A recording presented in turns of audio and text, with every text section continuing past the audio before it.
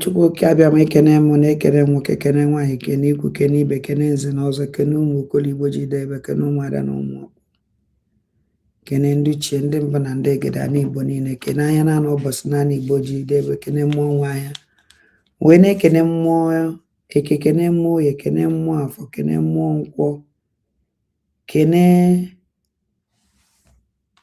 mmiri niile nọ n'ala Igbo kene mmụọ nwe ya bụ mmiri. Ana m ekene ezuzu gbezugbe mmụọ niile nwe mmiri nọ n'ala Igbo ada ndị mbụ na ndị egede na-ekene kene nne mụrụ Igbo na nna mụrụ Igbo wee saa afọ mụrụ ọmụmụ ekene m kene Chukwu kene mmụọ na-emere Igbo ife na mmụọ ebe na-emere ife kene aja na Igbo nna wee kene eze Chukwu okike abịa ma eze Chimekene gị wee kene mmụọ eji wee bibe ala Igbo ada mmụọ na-ekene ise ise ise ise. Wow, ụmụ ajani anyasị ọma na ụmụnne m anyasị ọma na ụmụnne m ụnụ ya asị ada ya abịakwa ebee ka ada na gịnị mere na ada apụtabeghị? Yes, ana m ya abatagodo m nnọọ zogodo nwa obere ike mama na ụnụ ya na-achọ vidio ka ewepụtala ụnụ vidio. Ụbọchị tata awụla ụbọchị vidio because anyị enweghị ikike ividio anything na court. Even mgbe m tinyere ka vidio asọ mgbanyụ nji nwayọ ọgbanyụ so zuo ike onye nwa so ama na any information ọwụ na anyị na-afọwọdịrị ya ikuku nna anyị na-afọwọdịrị ya ikuku nna ụmụnne m kwụsị ego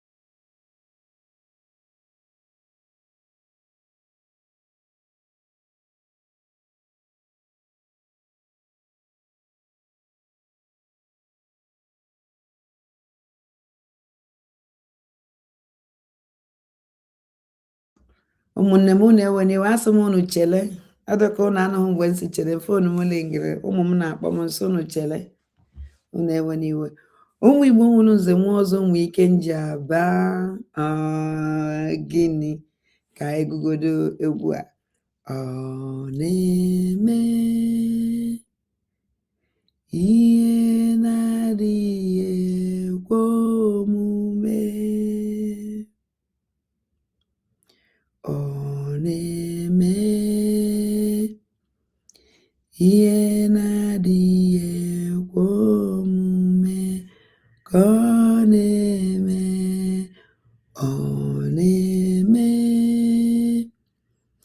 ihe na-adịghị ekwe omume, ihe na-adịghị ekwe omume, ihe na-adịghị ekwe omume ka ọ na-eme.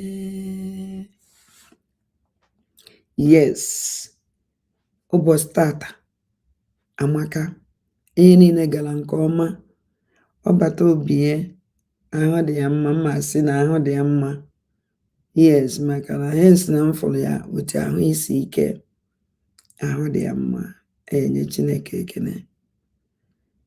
Mmasị sị na obi dị ya ụtọ nke ukwuu maka ịfụ anyị. Ọ dị very very happy. Eziokwu niile, joy jupụtara ya ime obi.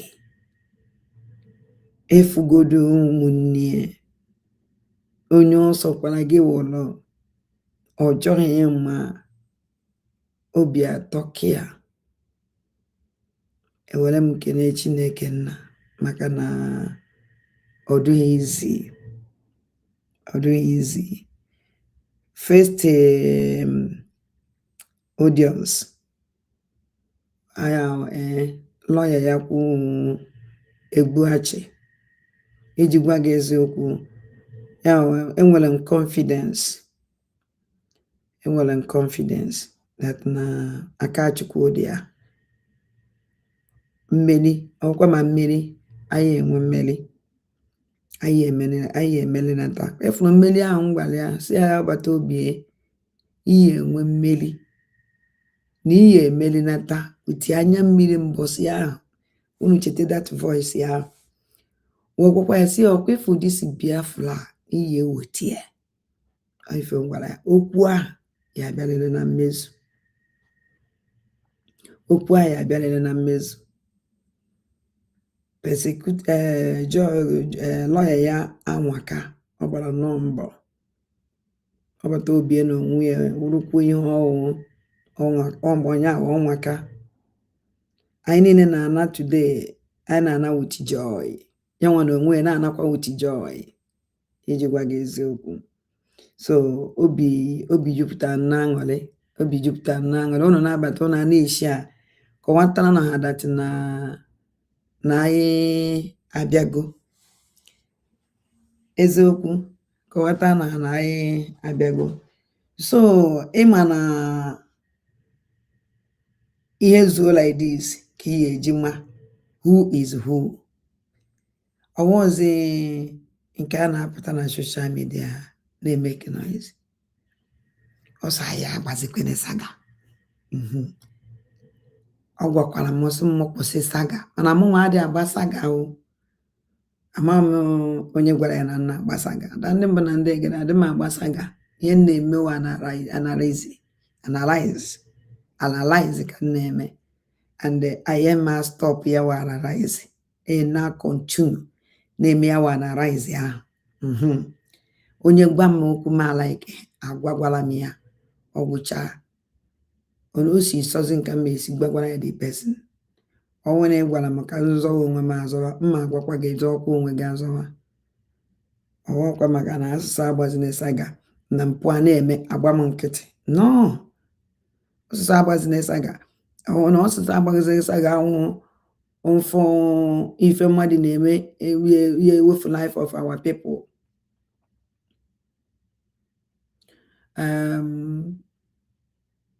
Eze dike, stop it for now. N'anya ka ngwa gị eze dike, ada ndị mba na ndị egede nwere imitation. This is me.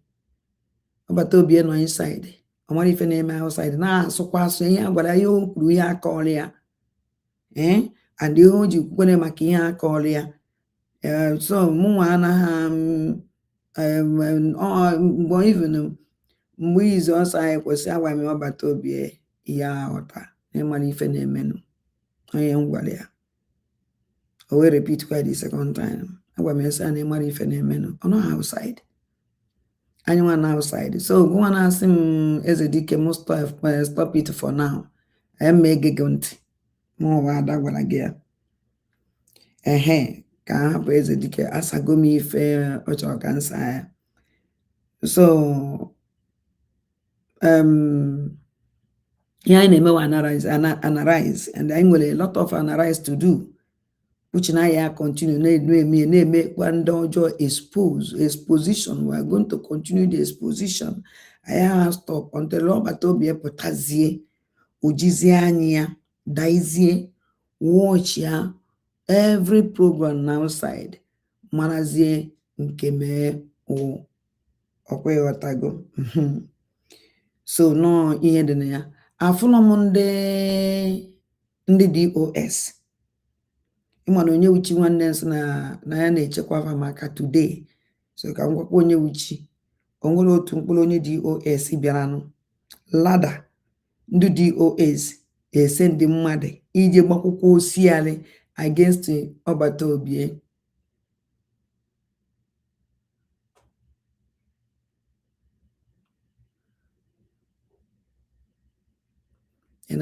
So ka ihe na-ekwudo afọ m ndị DOS ndị na-achọ peace ma ọ dị otu mkpụrụ mmadụ afọrọ m and anụrụ na ha ya ese ndịkwa mmadụ na-abụ ịma adụva mmadụ ịtọ ofu kelọzibe anyị ọfọzie mba adụva mmadụ ịnọ because o nwere nke mere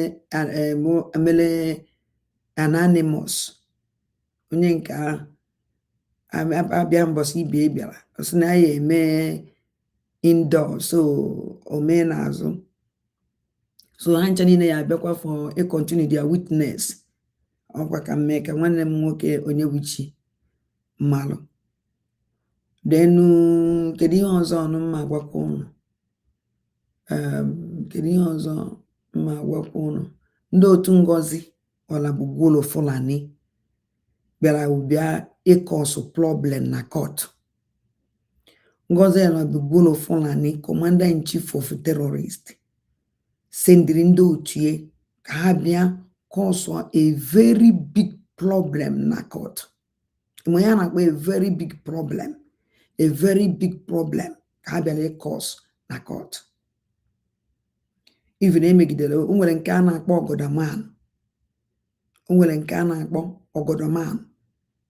Ogodoman bịara that place. If this man amara m na I don't understand these people. Ha bịara yesterday this guy say onwe ha na that protest Chineke kpọọ ha ncha niile ọkụ o wee luzie tata na court. Ha were bịazie with ha ncha niile kpu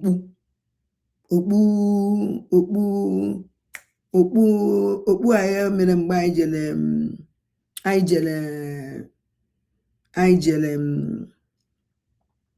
okpu ahụ nwere mgbe anyị jere 2023 Helsinki declaration. Ha ncha niile kpughe had about 6 or 7 ka ha dị. Had about to see ihe asịsa eme na kafa na-eme ife asịsa eme na kafa na-eme ọ dị enyele fa na onwere ife gwara these people ihe ahụ ka ha ya emelele imefe agbama mba. Let's do a voice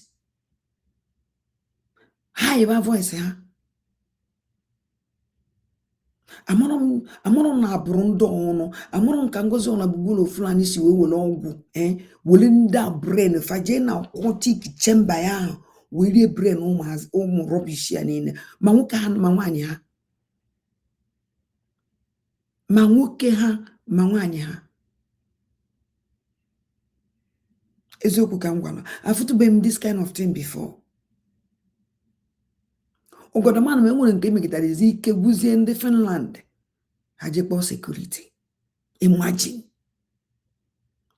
ife Ogodoman kwuru na ọbata obie pụta ọbịa sitie down na round table with Ngozi agwazie ka esi wee mee enyezie condition.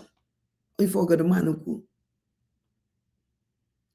nsi Ogodoman na ọwụ na ọbata obie pụta na unu niile ya abịa join ya, say join, ọsụm join onye na ya nọ na bie na ọbata obi we come and see them. All of them ancha niile na-ekwu otu okwu ancha for A to Z. And therefore how sure and serious ndị a na-adị.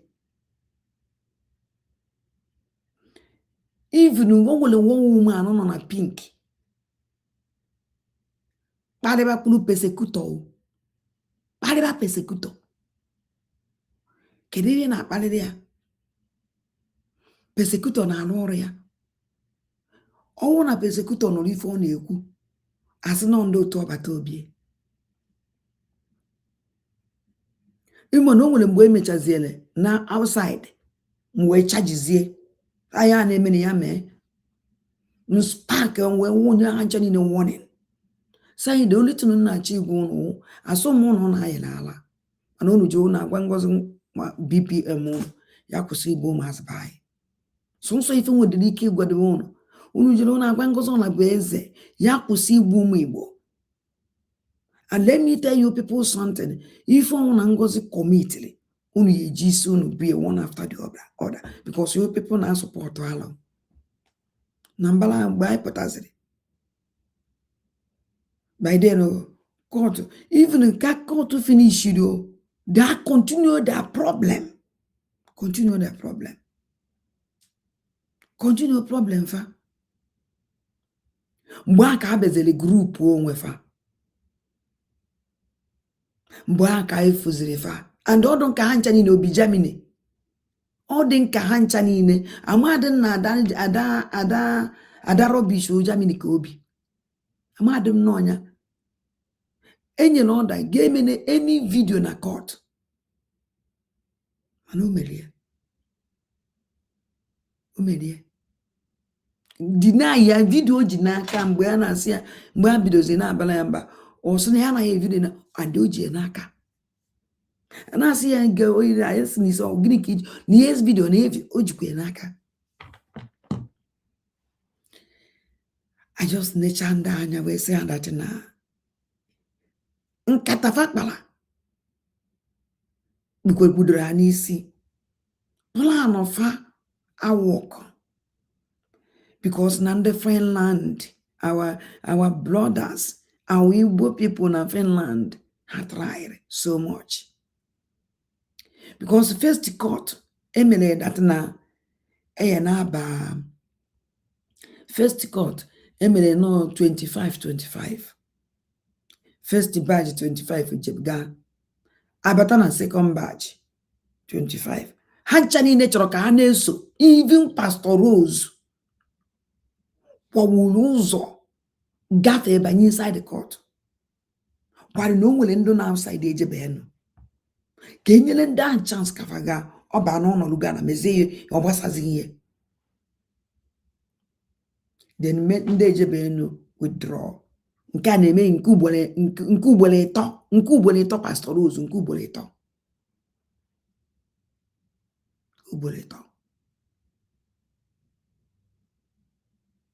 Eziokwu ka m gwara ọnụ. Eweluzie na nke ugboro na ọ bịakwazi akpachi ya. Very useless human beings. Nya ihe a bịara n'ọkapa scatter cause of problem na court. Cause of big problem. Mana anyị jiri ife wee magbuo fa ncha niile. Anyị daa jụụ. Because anyị amara gị ife fa na-eme. Anyị amara gị na eduri ife eduri. Anyị amara gị na business ha ji bịa.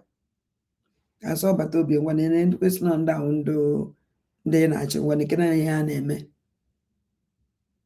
Obi tọkatara m today. Nyanwụ ikuku okwusigo okwufego. Anyị enwela case na enwele days enwele just private distance awon for public court awon for public check and ngwa ya on boss ya court for public no cho ka ngosi unu ada ndị Igbo ana m asụwa gị no cho ka ngosi unu foto ka ndị na court taa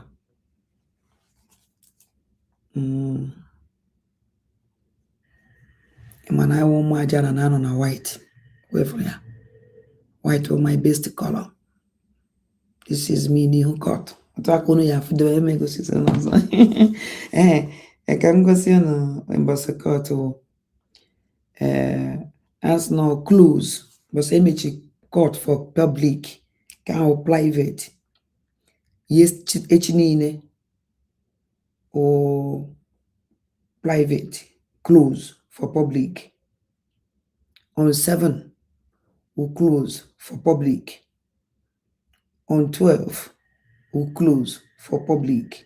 For now, for now, the reason eji we menyo because of noise is too much. Na ndị abịaba akwụchi ụzọ wee ekwe ka ndị ababenu ba wee ekwe ka ndị ababenu ba ha jiri ụwa awụrụ agada gbachiri ụzọ uche na-eme sọnsọ noise na shout. And the judges anọrọchana ọbata obi anọrọgo eyi emepe ụzọ respect men ka dị something na ndị awụ ndị ọjọọ. In fact ndị awụ ndị ọjọọ. In fact onwere ka m esi wee describe ọrọgụ these people. O nwere ife nwere ike egwu ụnụ na ịmana m nwa ada ndị mba na ndị egede ọjọọ ga na-awara eze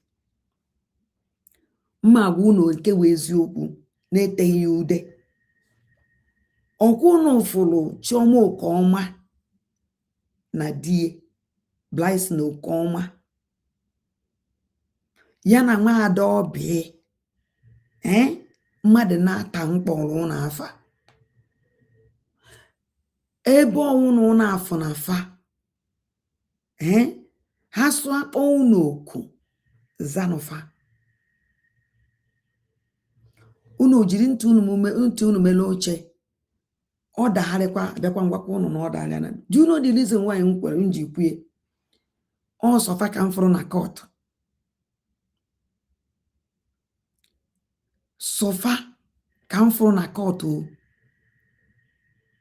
sọfa kwa ka m fụrụ na court. Ndị si ya alụsi sọnsọ van ka m fụrụ afụrụ m ndị ọzọ afụrụ m ịma mmadụ abụ ọbịa na protest ọbịa na court today onwe dị ni joy ile obi onwe dị ni group and that is CRC mfụrụ onwe dị ni group and that is CRC mfụrụ kedizi and biazi dana na go anya ka mara what is going on ka mara ke nibe na-eme here. Mgbe nka nọ wee mara na ndị a na-ekwu maka fa nwere ife a na-eme. Mgbe nka nọrọ mara na ndị a na-ekwu maka fa nwere ife a na-eme. Ahize Chioma Okeọma ya na Blaise na Okeọma na nwa ada ọbịa emere m mọchi nkwe ma na awụ m journalist ejekwere journalism taa nsa asụkwa m ibe o ji anwụ mbinite ikuku na-asị m pipe low mbinite ikuku na-asị m ada pipe low mbinite ka nkụsasị ada ikuku na-asị m ada maka na o nwere ụdị ọgụ na anwụ nchi ije akpọgodo m ikuku na achọ m ije ọgụ a ka ife ichere ọsọ ha ma ada ọgụ anyị na maghachi ije na ọgwụkwa na uche nke emu ya ekwu ya omu ya ege ya ntị tụa ka o si agbanya ya asị mma ka eje n'ọgụ a m chere godo iwe wo ma nsa nke nkwa nke na mkpọrọgụ kọrọ gị isi na ọnwụ na m ya egego ntị ọnwụ na m ya egego ntị ma akpọrọgụnụ na mkpọrọgụ gwa gị ya bikos na mma na ịgwa m na m egego ntị ọnwụ na mma na m ya egego ntị nwaanyị ji gwa gị ya. Today journalism ka m gwa m unu eziokwu akụ mmiri alụ mere mana thank God na enwere somebody dịka Chioma Okeọma and Blaise na Okeọma na nwadị ife mmadụ na-ata asị m ataghị faṅụọ.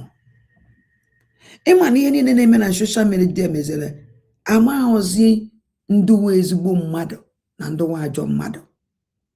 Anyị na onye ọbụla wụzi nnọọ sabo,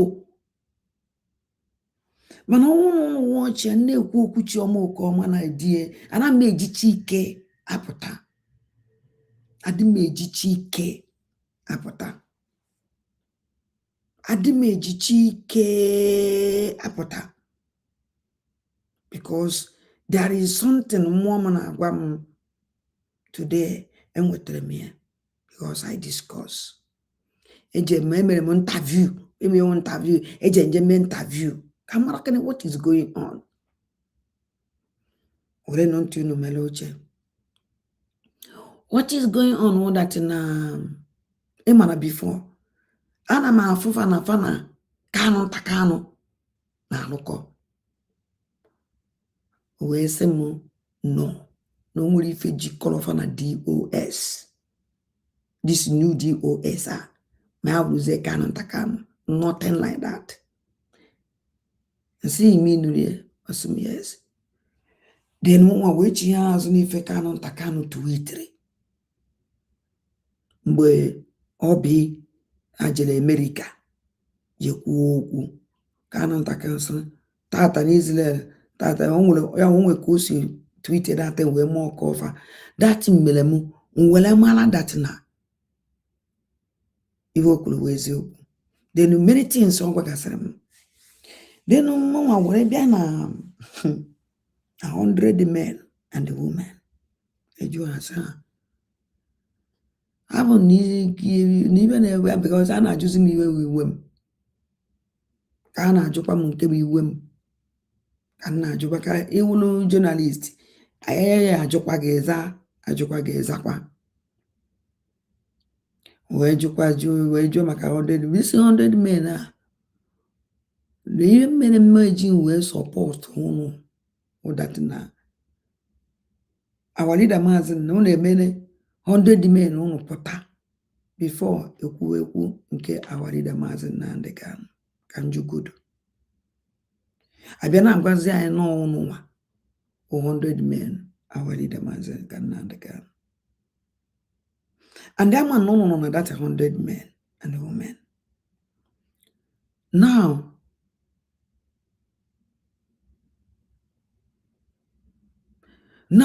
ị na-abịakwazi na-asị m na ụnụ nwa by then emecha ụnụ si na ụnụ nwa ụdị 100 men and women our leader Maazị Nnamdi Kanu. Eso na ụnụ anaghị alụkọ with Kanu ntakanu, mana emere Kanu ntakanu interview about 100 men and women. Also na unu na-eme great. Kedizi ka o si wee sizi na unu na-eme great ịbịakwasịkwazi m n'ụnụ. O wee sị na Kanu ntakanu nwere 100 men and women nke ya nwa n'ọnwụ ha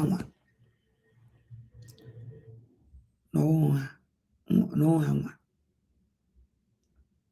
wee jụọ ya biko 100 men and women unu gịnị ka unu na-alụ?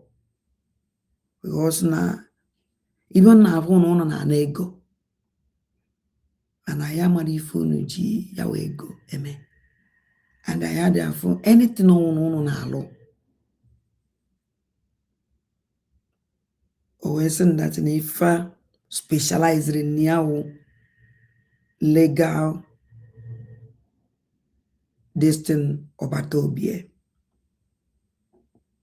O were kọwala m many things about that legal because ọ na-awụ hapụta na-ekwe because a gwakwara ha saa now chere ana m abịa ka m kọwachala ụnụ ife nji ikwu ife nkwulu because now mụnwa nwaada ndị mbụ na ndị egede uti ọbịbịa mbịa today na ife mụnwa fọrọ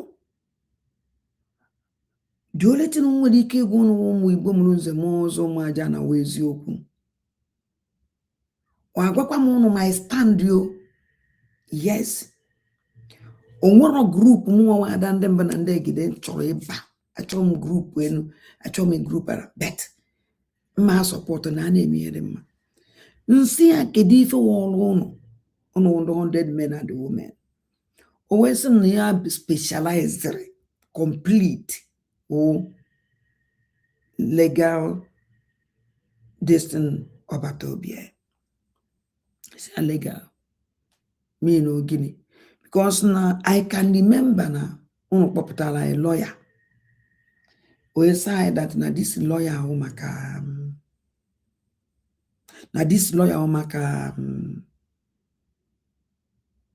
Obatobia. Lawyer be defend lawyer defend Obatobia. No even no gwana. Mana abịara m ebe a kịta afọ m that a lawyer because no ihe ndị anyị na-ese because as na mbịa je mgbapụ abịa na social media ụmụnne m na lawyer unu so nọ ya abịa defend Obatobia na mafia na Finland unu enyekwa m ego ntụrụ maka atụkwara m ego o were sị m no na the lawyer ya abịa Finland i defend Obatobia. Number one, this lawyer, somebody, no lawyer for Okwamuma na can say no na abala oge nkele akwụkwọ for iwetekwa brig na akia. You say yes. Also no this lawyer. We call many things about the lawyer. The lawyer na ife ọ na-alụ maka that make sure collect the office and the secondary ọ na-alụkwa with lawyer Obatobia na na-abụ na communicate because this man lawyer nke America abịago Finland for Obatobia and then nọkwana with Obatobia with lawyer Obatobia so ha ncha niile na communicate. Now, lawyer nke America, no ya bia defend Obatobia here. Mana hana abo lawyer Obatobia na lawyer na walk distance. Otako see well. See okay. See okay.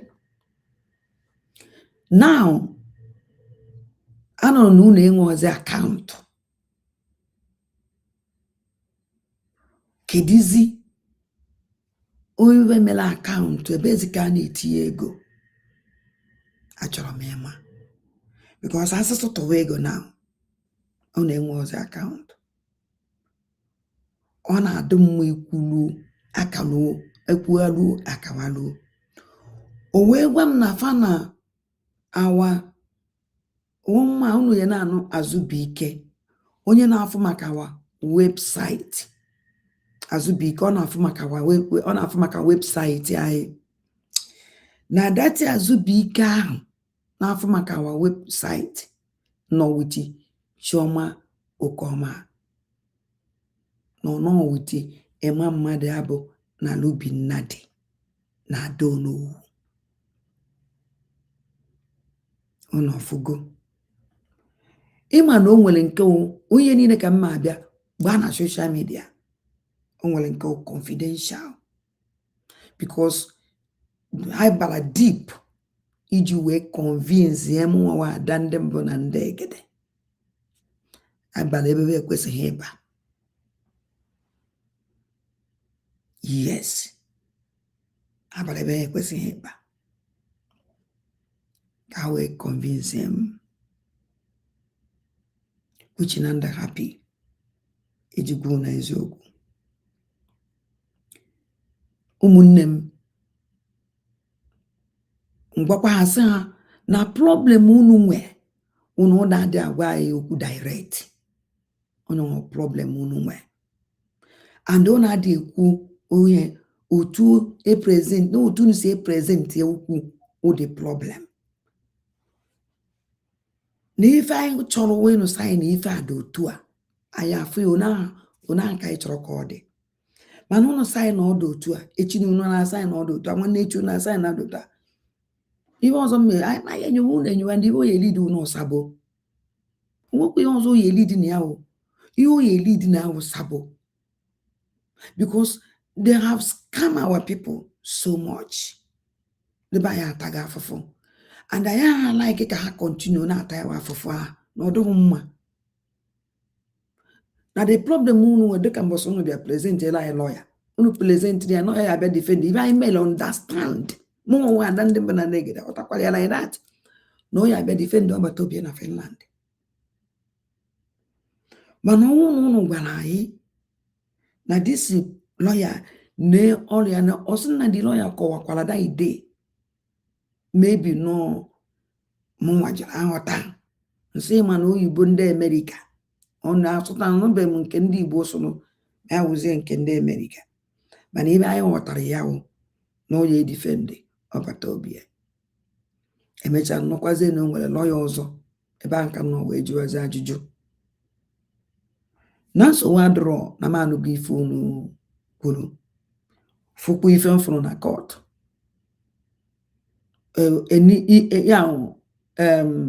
asị na ihe dị na ihe dị na mmiri na-eji ugbogo anya enyi everything do clear for me. Wee sị okay na nsogbu adịrọ na mụ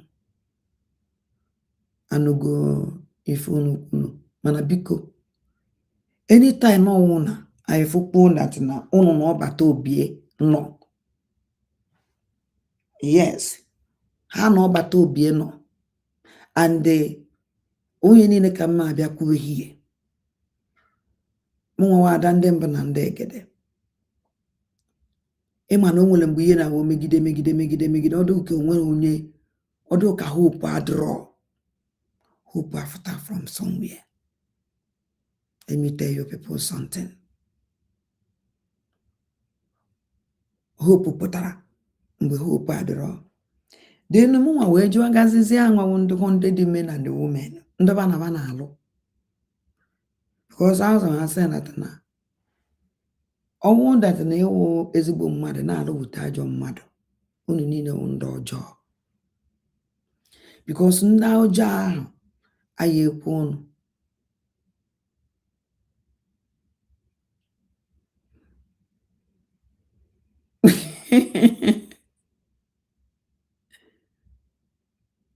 so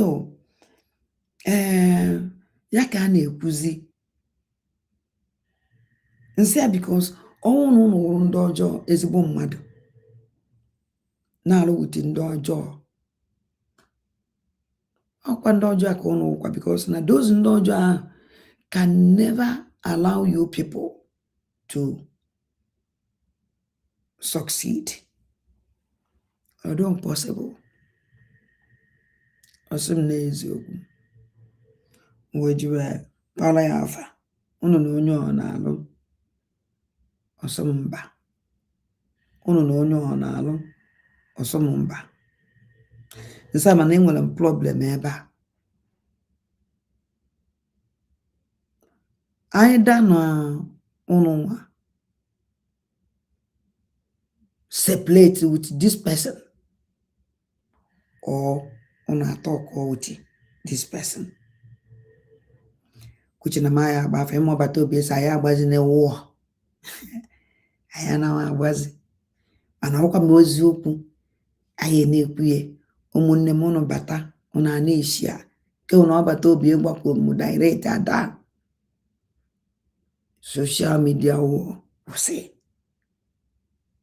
nke ahụkwa mgbe ọ na-ekwu ya ọ na-ekwukwe steady ibe ahụ ọ na-ebe ka ọ na-ebi ihe maka na nke ahụ mbụ then o nwere ife nchọrọ ikili ya n'ụlọ today o nwere ife ngozi ọla bezi twitri agwa m ụnụ na ndị ahụ ndị ọjọọ ọwụ ibe ahụ na o si tweetie ka o si mee and ndị o sendịrị to show you people na ndị abịa for scatter fa bịara for idozi ife edozi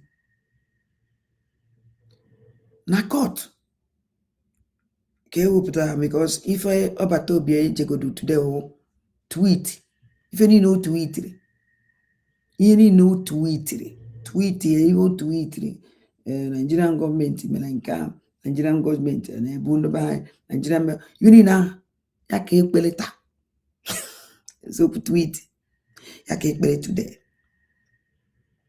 Then ewepụta Easter enwere ebe ejelolo. Yes, so I will explain tire and you will hear tire. Nọrọkwa ebe a na-ege ka m na-explain na tire ka ị na-ehi ya na tire. Now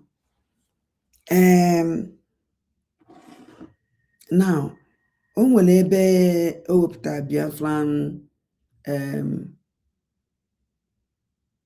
Ngozi Alabueze abịa Finland, and Ngozi Alabueze never see our Obata Obie. Ngozi Alabueze never speak with Obata Obie. And Uche nke Finland abịakwa court. I have one a protest. Mana I send the umu chikanti. I send there. And I can't pull from that place. Now, ebe onwela ebe abịarụzere ewepụta persecutor ewepụta Biafran Liberation Army emblem, Biafran Defense Force, Biafran nkewa, other four, Biafran Air Force, Air Force, other forces here, wewepụta ya. Ya ka mgbe wepụtara ka persecutors no Eastern Security Network. But Obie wee si no Eastern Security Network jụọ esi ya o nwere ebe ifuru emblem Eastern Security logo, not emblem. O nwere ebe ifuru logo logo no ebe a. O nwere ebe ifuru logo ichi logo ọwụna edele ife ndị nwenu force nwenu na o nwere ebe ifuru Eastern Security Network logo here. N'ihe ederede na ndị ewepụtara o nwere ebe ifuru edele ndị ifuru aka ewepụtara Biafra Angels. O nwere ebe ifuru uniform fa ebe edere Eastern Security Network. N'ọnwụ ofu ihe ya present ihe onọwụ na ife dị ebe ahụ Biafran Liberation Army, Biafran Biafran Liberation Army, Biafran Air Force, Biafran reject the fight, I can so resist the fight. Amami be degasị na aka ntabugo onye ma akwụ ibe ma ama. Mana onwere ebe etinyere enwere Eastern Security Network. Bịa kedu ebe ifuru Eastern Security Network? The persecutor were mechi ọnụ. Ụmụnne m, ihe a o nwere ebe unu nụrụ ya nkọwa na kịta? O nwere ebe unu nụrụ Obata Obie si the Eastern Security Network adịghị exist? Obata Obie work nke ọma ka o kwuru maka ya. Nke ọma ka o kwuru maka ya. Onye abịakwa okwu Eastern Security Network. Onye na command Eastern Security Network uchi na-asa nwolu DOS. Nyanwa kwuru nke ya nwa na onwe work with. Ya ka Ngozi jiri jede na enwe ọzọ Eastern Security Network. Na anybody afro parading himself as Eastern Security Network no a criminal. O work with Obata Obie kwuru. Fa nkọwa n'ọnụ kịta. Mana ndị otie maka ife na-achọ ka fa yesu wee destroy Obata Obie. Onefa yesi tụ asị. Onwere mgbe Obata Obie wee wụ commander Eastern Security Network. Onwere mgbe Obata Obie wụ na this thing also commander in chief of Biafran Force. Onwere mgbe o ji si na ya nwe commander in chief of Eastern Security Network. Ife okwe maka nke ọma nke ọrụ because oje makata je claim Eastern Security Network. No China sanwolu ha jiri wee melu bu ndu ba anyị ewere tinye Obata Obie n'isi because na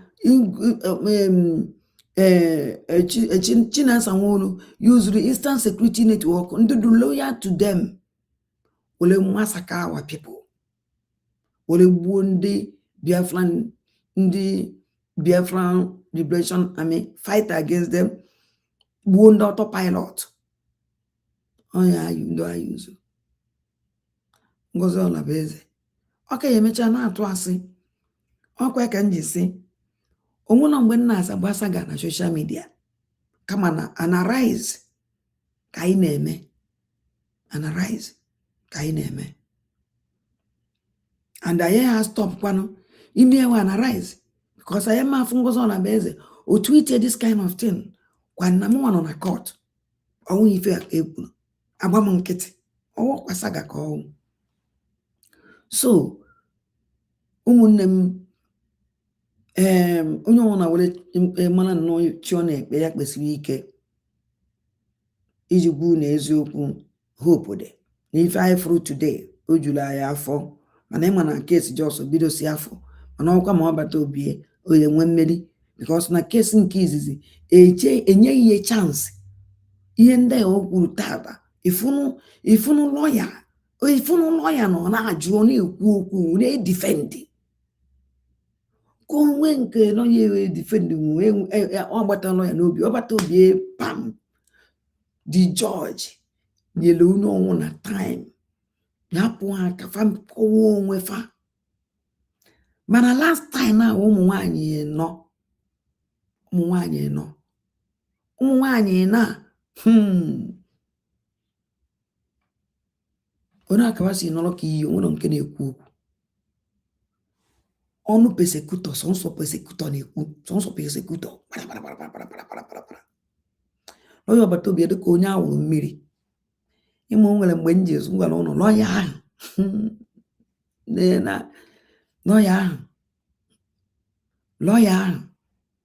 and I thank God ihe anyị fụrụ today hope dị na ọgbata obi ihe present evidence onwe o present last time onye kwere mana oji onwekwa ife nkwulu ajụjụ ka njụ, mana nke ọgbata obi esigi dat na evidence karịrị akarị. Onye ka o ji so ndị mmadụ mgbe a na open ticket because enwere ike ma evidence ye ma say finish ya nke ewepụtagodu na-ewepụta even sọnsọ tweet ọgbata obi Twitter ya gụrụ today. Oh my God, ọsọnsọ onye nwere obi onye ya wafụcha that tweet because every tweet na-ekwu stop killing my people, unu na-egbu ụmụnne m, I can never allow you people to buy na-egbu ụmụnne m, I can never be alive watch you people buy our people, is not possible. Ihe niile agụrụ ya ka ọ na-ekwu persecutọ enwedo okwu ihe ọ na-ekwu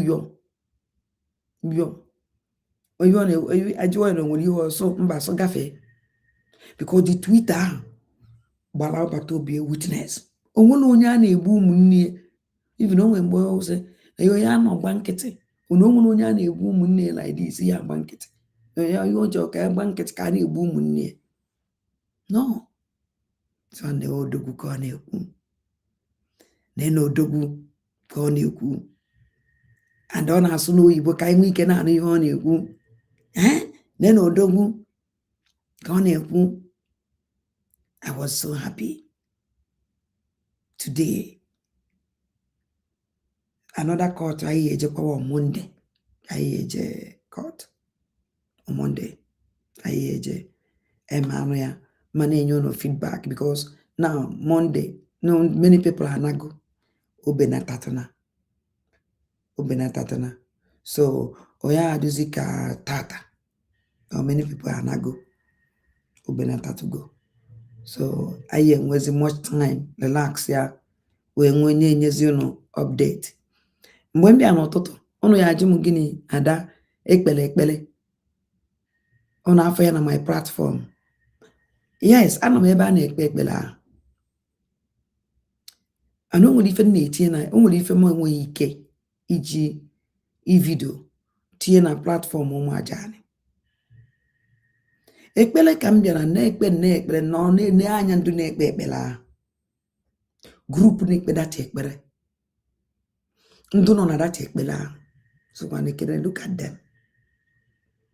Nne m ji nọ nwayọ, nne m nna m maka ụmụ adị anọ, nne m nna m na ya ji nọ nwayọ n'ọpụrụ ha akpebe ekpegide ekpere akpechaa ekpere a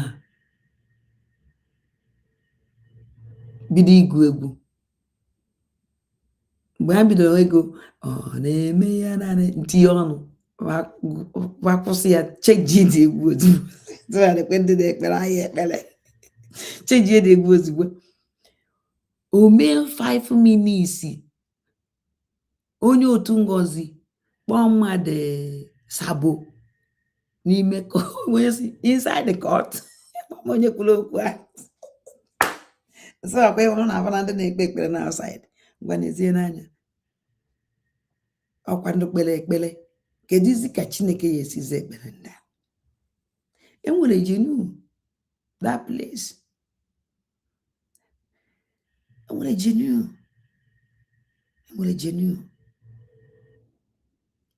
genuine ones.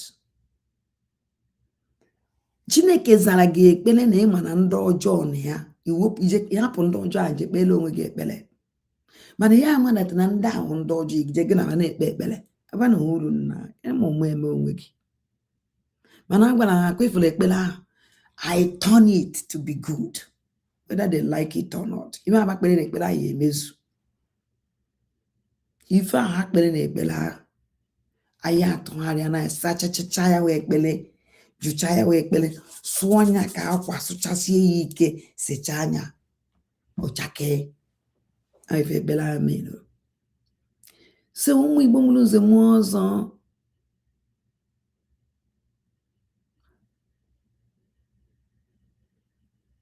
ife anyị kwuru wee eziokwu ask her because na echere ya na ọ bịara court today ele ekwe ka ọ baa the Finland adịghị mere sure na ọ bịara court today because na emere anyị kwuru sị onye ọnwụ na-anahụ na protest bịa today na ya aba court.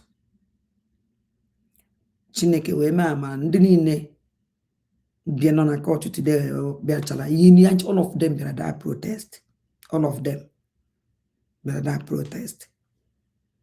Yes, the only mmadụ na-abụ ibe anọ na that protest mana ha must Finland so may organize the protest mana fanala excuse kọwara ndị Finland na-ekwenụ because na mgbe anyị na-achọ mgbe ha bịachara ka abama ka ha bịara ka abanye ndị mmadụ wee stiwe no even no onye a which means na ndị bịa protest neriri anya ọfụma ka amara onye anọ na the protest ya anọ na ya taa ndị abịa today.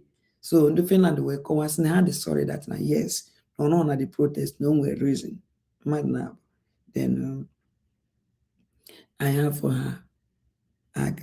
ha agafe. So ụmụnne m Blyson Okoma and Chioma Okoma and Nwada Obie mmadụ na-aba n'idere si thank you very much. Ọnwụ na ọlọ mmadụ na-ata mkpọrọ n'afa we believe a na-asụ nụ evidence nyakwu ihe anụ ya unu enyere ha anụ ya mana ndị be anyị sizi na ibe na-emezi mezere ya ma ndụ ihe mere na mezere ya ma ndụ so ọgwụ na otu anyị si wee jedebe denu ọnwụ na o nwere onye nwere question ya kpọọ ma aza the person about it. So my conclusion na this group Chioma Okoma gosi open na father walkuzi with Emma Madabo. They have separate themselves themselves, themselves from CRC ịma mmadụ abụ. Chioma Okowa ahụ bring 100% and then na fight iji make sure that na accolade back, and I accolade because those people the intelligent amaka ihe esi mee nwetie. Ọnwụ na fakpo okwu onye ọnwụna chọrọ support fa because ha neediri ego n'ife na-eme. Neediri ego, legal team nwere ego na-akwụ ya ichi ihe ọnwụna omene nwere ego one a na-akwụ ya, and they neediri ego a number one ogodo iji napụtago megogodo sure na that brig na collect back before bata obi a na-apụta because ebo ya agba mgbọrọgwụ. Ka anyị jechagodo court nata ịma na asị m agbazi na saga akụkọ karịrị mgbe anyị jechazere na court nata ka anyị nọrọzie naanị wee jụọ na ajụjụ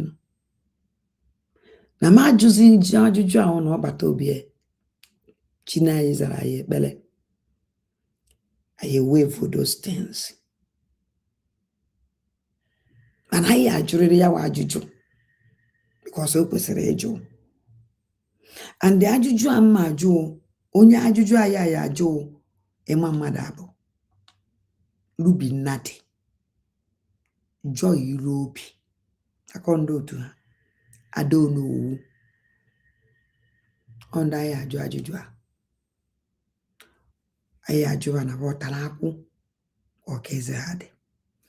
Now o nwere program Ugo 247 melo either day before yesterday, mana before ma na-eje na that program Ugo 247 melo o nwere onye nwere ajụjụ ọ ka anyị continue mgbe oge lụrụ. Before anyị na-eje na program Ugo 247 agwara m alọya Ejimakọ, I call alọya Ejimakọ several times si na ị na-achọ ikpu onwe gị naanị, ị na-ha banana m history ọjọọ. I pleaded to alọya Ejimakọ sa ihe ị na-achọ ime adịrọ mma, don't let it Kanu use you. Then another one chọrọ igosikwa unu ịma na o nwere mbọsị anyị na-ekwu na ndị ajele ịma ana m ekene Chineke, o nwere mbọsị ha jere Israel wee na-akọrọ ụnụ that na ije Israelian parliament doesn't mean anything, na obodo ọnwụna ọdụ na the whole world, ọdụ na America ụnụ o nwere mgbe dị parliament or parliament ka parliament ọnwụna o nwere mgbe ha ji anabata ha ji eme ihe ma ha meeting ha ọwụrụ for public na n'enu ndị na-abịanụ na-anọ n'enu, ndị ministers na-anọ n'ana. Onye nkọwara ụnụ chezienụ ka ncheki enya ka m wepụtara ya ụnụ.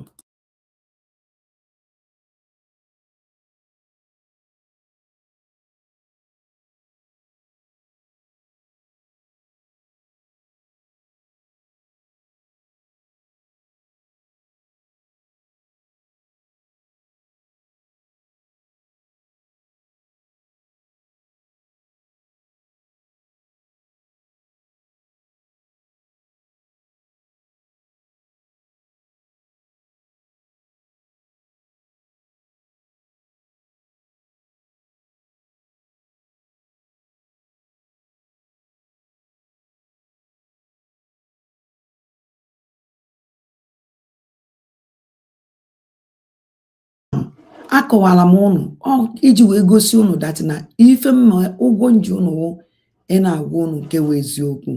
I can never lie to you people. Mụnwa wee gwa ụnụ sị na audience obodo ọhụna nwere mbọsị fa ji eme nke fa, echi ije na nke America mbọsị fa ji eme the only thing we man boss eji anabata public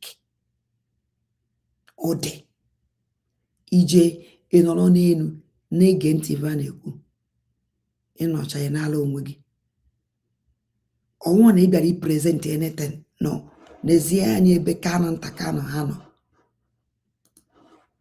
so anyị chọrọ m ịma na onwere ebe e kwuru maka Biafra here na this parliament anyị chọrọ m ịma na onwere mgbe e nyere ebe ọnọdụ ha bịa kwuo okwu dis ozu Kanụ nta Kanụ na-egbuzi ọchụ kịta ya na ndị otu ya na-achọzi ndị na-ebido na-anyewekwa nshi gee ntị watch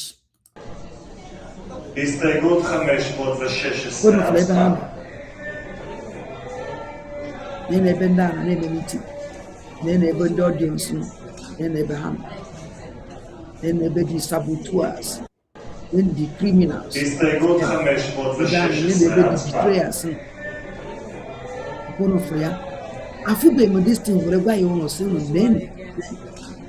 onwe ya eme karịa ebe ha nọ na onwere ife ya eme karịa ihe הסתייגות 516 הצבעה. onwekwe nke na-anụ ibe a na-akọ ọzọ a na-asụ na ya na-emere onwe ha normal meeting mana ihe a chọrọ ime today any public ọnwa chọrọ ịnụ ya ịbata join ya gelife a na-ekwu can come in ọ ife ngwa n'ụlọ si na ọwụgo na ndị abara ime na ihe a jiri mbọsị a na ndị a na-eme open meeting anybody can enter eji aje wekọrọcha ọgbụrụ atụrụ anyị amaghị ibe adịrị ya kọcha onwe n'onu onye a this woman mere iji gosi na ya mere ha invite ma soro ebia because these people can never talk since a na-agwa gị na ndị a na-eje na their parliament once and that place for this man or this woman kwuru okwu ahụ this place ndị a nọ ka e kwuru okwu a ka this woman presented because this is chere ka wepụtakwa the video onwe mgbe this woman sị na ya kwuru okwu Israel ọkụ ya na parliament achọrọ nke unu gee ntị unu wọchị unu wefu ebe a הסתייגות 516 הצבעה. ebe a ọkụ unu fụ ka ebe a dị mgbe ahụ this woman nke onye Israel a wepụtara ọ sị na ya ji ekwu okwu o presentịrị Biafra ụdị ebe a ka o presentị this is their main parliament in Israel. This is the main here, the highest, the general one, and we got see local.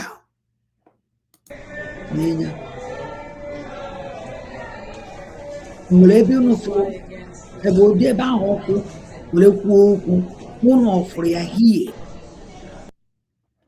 na nwanne elele nwanne ya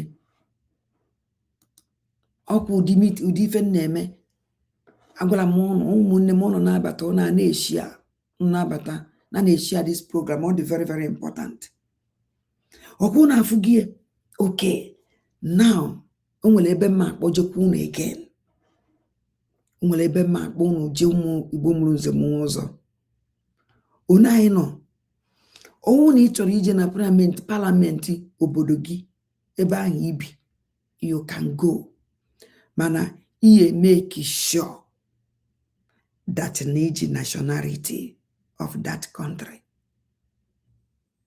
even o nwere local one need a nationality na ife mere these people ji wee ba nwee ba this woman mere ha invite ha nwee ike iso ha nyanwa ma ọbụrụ ya nkụta eriri nkụta ọnya ka ọrịba n'onu because ọnwụ na ego ife a is like na this woman nwere association o mepere na America o mepere na Israel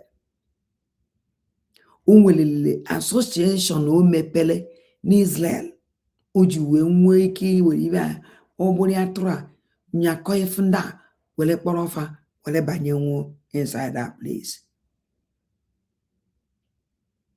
ọkwụ na afụ gị because ụnụ watch ụnụ afụ na nsọ ndị a na ebe a na ka nji achịazị na the video הסתייגות achọrọ m 516 הצבעה. ọkwụnụfụ nsọ n'afa na ya unu n'anya unu ya afụ ndị ọzọ ọkwụnụfụ ọfa ọnwụnụ ụnụ wọchị ihe niile a na-ebe onwe nke nya ihe onwere anybody nya ihe n'onu onye abịara wute nwa ya abịa gijọsọ ịbịa nnọọ ịnụrụ ana na-ege ibe a na-akọ ka ọ na-atọ ụtọ ị na-anụ sọ debating ọkwụnụ afụgo onye awụ onweghị onye anya ọkwụnụ afụgo so inwe ihe njikwu ya na-ekwu na adịgo m tired these people ị na-abịa were asị na-efesi ndị be anyị because of na ndị be anyị Biafrans ndị Igbo obodo ọnwụ na French ya na-efocus money. Biafra Unite on life ikuku na chere ka na enwere m a very nice program m chọrọ ime chere ka anyị join ya na ya anyị ka nwere time enwere ebe m na-eje echi anọ na my hotel nwenye nna alụ ka anyị mara na ikuku na anyị ekwu Amadu no ya abịa live today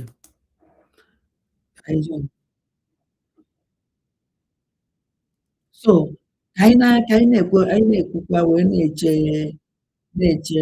ikuku na ụbọchị nkata otu esi gwa n'aha Great Chukwu Di Ya onye anyị na-akwụsị ala enye mgbe niile o nwere ihe ọzọ m na-egosi agha na-asị dododo ụmụnne m ụmụ Biafra ekeketara na ihe ọma ka o wee rotere na ihe ọma ka fọtara na ihe ọma ka ndụ anyị na-eke ndụ anyị n'orie ndụ anyị na afọ ndụ anyị na nkwọ n'aha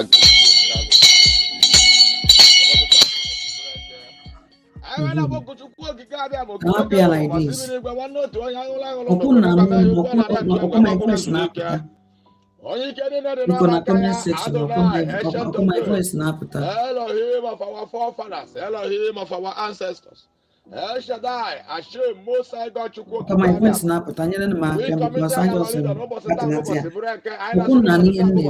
Ya.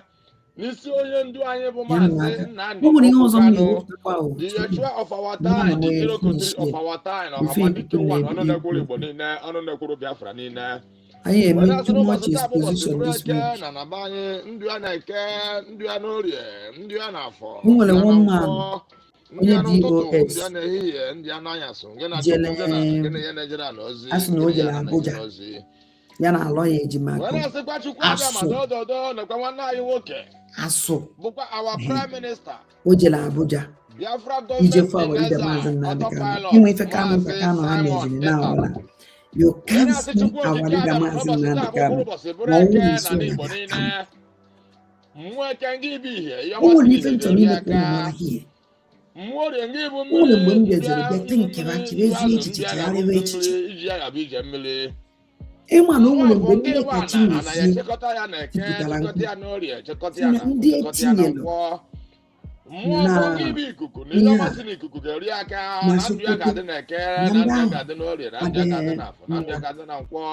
Manaka chini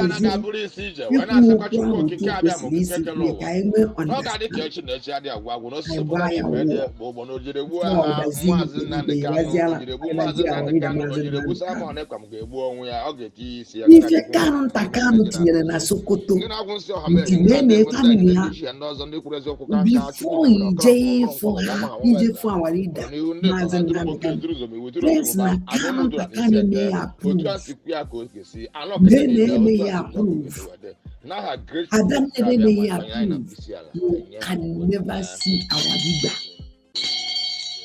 you need to give me no ticket only ije for our leader kita Kanu Takani me approve you will think this is Kanu Takani me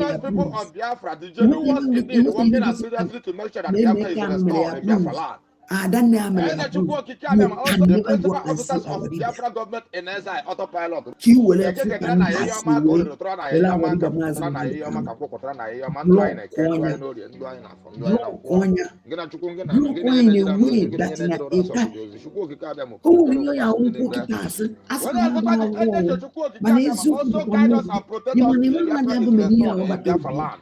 Anywhere we are going, yeah, Chukwu Di Ya ma no boss ta bo boss buru aka. Mweke ndị ibi ihe ọmasị na ihe bịa ga-eru anyị aka nwere ndị bụ mmiri ihe ọmasị na mmiri ga-eru anyị aka nwa akwụkwọ ife a na ihe ọmasị na na ga-eru anyị aka nwa ọgbọ ndị ibi ikuku na ihe ọmasị na ikuku ga-eru anyị aka n'ụbọchị taa bụ ụbọchị Eke gị na Chukwu gị na onye Naịjirịa na ozi gị na-agwụ nsị ọha mee onye ọbụla nwebe aka nzu na aka nzu dị mma na we are whiter than snow na nzu enwe asụsụ na Igbo na nzu bụ omenala Igbo niile na nzu bụ izizi ya na-enye mmadụ na mmadụ ga-eme mmadụ ya na-ekwu okwu n'ụbọchị nke taa Chukwu okike abịa ma ya na-ekwu okwu bụ Biafra ka anyị na-ekwu okwu bụ nwoke ọ bụ nwaanyị ọ bụ ndị onye ọbụla we never dey plan against the total restriction of the kingdom of Chukwu okike abịa ma na asọlọ gọọmenti house of assembly house of senate House of Rep, local government chairman, council of community leaders, whatever they are planning against the children of the Most High, against Biafra restoration, against our leader, also against the Prime Minister of Biafra government in exile, our brother Mazi Simon Ekpa. When I say the Chukwu Di Ya, hey, network. I'm governor.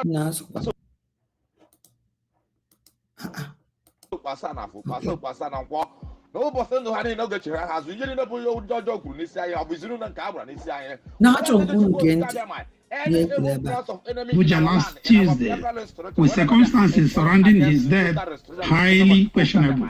Ogbunka, who had been a close ally of Mazi Nnamdi Kanu and his family, also worked with Simon Ekpa's auto criminals. He was reportedly invited to Abuja by Aloy Ejimako and Emmanuel Kanu last weekend. On arrival, his host persuaded Ogbunka to stay at a pre-arranged hotel instead of his usual location in Wuse and assigned him an attendant. After he was served with food and drinks, Ogbunka complained of stomach discomfort, which quickly deteriorated his health and ended his life. Insiders report that there was a dispute over money sharing amongst his group, with Emmanuel Kanu and Benjamin Madubugu having been at loggerheads with Ogbunka on sharing ratio or percentage. This is said to have led Ogbunka to threaten to expose details of the group's atrocities if he was shortchanged. Ogbunka had been notorious for pouring evil libation at the Kanu's home in Afaruku Mahia and making demonic incantations against the DOS leadership. Ohaneze Elder Ogbunka from Iguacha was confirmed dead in Abuja last Tuesday, with circumstances surrounding his death highly questionable. Ogbunka, who had been a close ally of Mazi Nnamdi Kanu and his family, also worked with Simon Ekpa's auto criminals. He was reportedly invited to Abuja by Aloy Ejimako and Emmanuel Kanu last weekend. On arrival, you see how these people lie. Onwere onye na-walk with Simon Ekpa Njoko na-walk with family our leader Mazi Nnamdi Kanu, because family our leader Mazi Nnamdi Kanu are against Simon Ekpa. Kanu takano kpara Simon Ekpa Njoko asị. Mana emu ihe nji akpọ this thing, ihe nji akpọ ewu akpọrọ fa Aloy na ya. Na na-ege ntị. Persuaded Ogbunka to stay at a pre-arranged hotel instead of his usual location in Wuse and assigned him an attendant.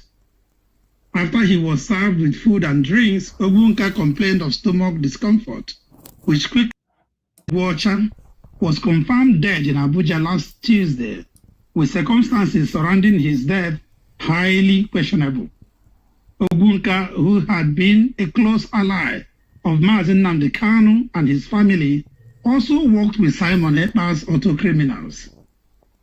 He was reportedly invited to Abuja by Aloy Ejimako and Emmanuel Kanu last weekend. On arrival, his host persuaded Ogbunka to stay at a pre-arranged hotel instead of his usual location in Wuse. And Can I join on ikuku no putago? Voices rising. Oka na akpọ egbu a. Ọkụ na-afụ gị ụlọ nụrụ ya. Now, ihe eje kịta jejuwa awụ eziokwu ka ọwasị. Mmasị na eziokwu. Yes, so because the man nwụkwara anwụ na hotel, true ọ nwụrụ anwụ na hotel. True, ọ nwụrụ anwụ na hotel. This man nwụrụ anwụ na hotel na Abuja. Ebe asụ jere efu awadida Maazị Nnamdi Kanu. Asịzie na ego na ese asụ. Ana nke the only thing mma na ọ nwụrụ anwụ true na hotel na Abuja. Asị na poison nke enyere ya. Okay, what I go. Now, kedezi ka this man si walk with the number one owner, as in the dog of sell out on a to your amechara, rap on Simon, a banjoconia, a man of baby the all of them. Because Utaka is new boom with her. Utaka can see if again is now before no every day by day. Every day. Free him now. Now I can see him. Yes, now by on. Assigned him an attendant. Before. After he was served with food and drinks, Ogbunka complained of stomach discomfort, which quickly deteriorated his health and ended his life. Insiders report that there was a dispute over money sharing amongst his group, with Emmanuel Kanu and Benjamin Madubugu having been at loggerheads with Ogbunka on sharing ratio or percentage. This is said to have led Ogbunka to threaten to expose details of the group's atrocities if he was shortchanged. Ogbunka had been notorious for pouring evil libation at the Kanu's home in Afaruku Market and making demonic incantations against the DOS leadership. Ohaneze Elder Ogbunka from Iguocha was confirmed dead in Abuja last Tuesday, with circumstances surrounding his death highly questionable. Ogbunka, who had been a close ally of Maazị Nnamdi Kanu and his family, also worked with Simon Ekpa's auto criminals. He was reportedly invited to Abuja by Aloy Ejimako and Emmanuel Kanu last weekend.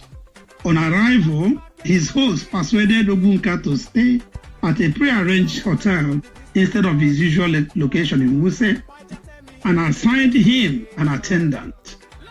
Now, after he was served with food and drinks, Ogbunka my question, Kedi hotel, Ebiano nebu this man Nanshi. Because Maxwell not with a hotel. Aloy Ejimako with a hotel. Kanu Takana with a hotel. Kanchanine with a hotel. Ekwesịrị ime investigation ka mara hotel onye a nọ na ya, ka mara hotel this man jere na ya eji wee nyegbu na nshi. Because before ha nwete this man, onye nwa na ha na this man na adị na mma. Kanu Takano ha Aloy Ejimako ha na this man na alụ. Because ọnwụ na this man so ndị dog of sell out nke ọzọ Chinasa Nwolu onye na-ekweso Aloy Ejimako ma will be connect with them because how will get enemy. Man no understand even Joko and Eje. Say all and the family ama ife ha kwesịrị ime investigation onye nwe hotel eyiri nne anya ya. Kedu onye nwe hotel eyiri nne anya ya? Who have this hotel? Who is the owner of this hotel? Or ajụjụ ka nna ajụ. Ọ nke Aloy Ejimako? Ọ nke Kanu Takano? Ka nke Maxwell Opala? Ka anyị ga n'ikuku nwanne m. Wonderful people of Biafra, lovers of freedom all over the world.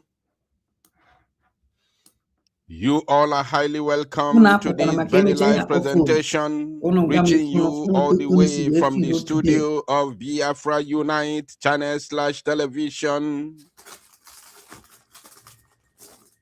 I welcome you to this very live presentation. I remain your humble brother, Mazi Ordinanwa from Biafra Unite channel/television. And I want to let every one of us know this evening that Chukwu Di Ya is bearing us witness. As we have gathered this evening to do the needful, God is with us.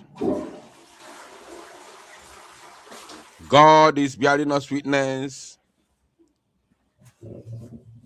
because only Him alone is worthy to be praised.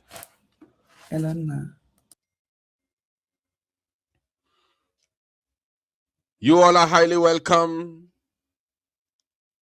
as I will be taking you through the song, or should I say, as we are here to discuss the summary of today's proceeding, where Mazi Simon Ekpanjoko, the Prime Minister, appeared in the court today, and of course,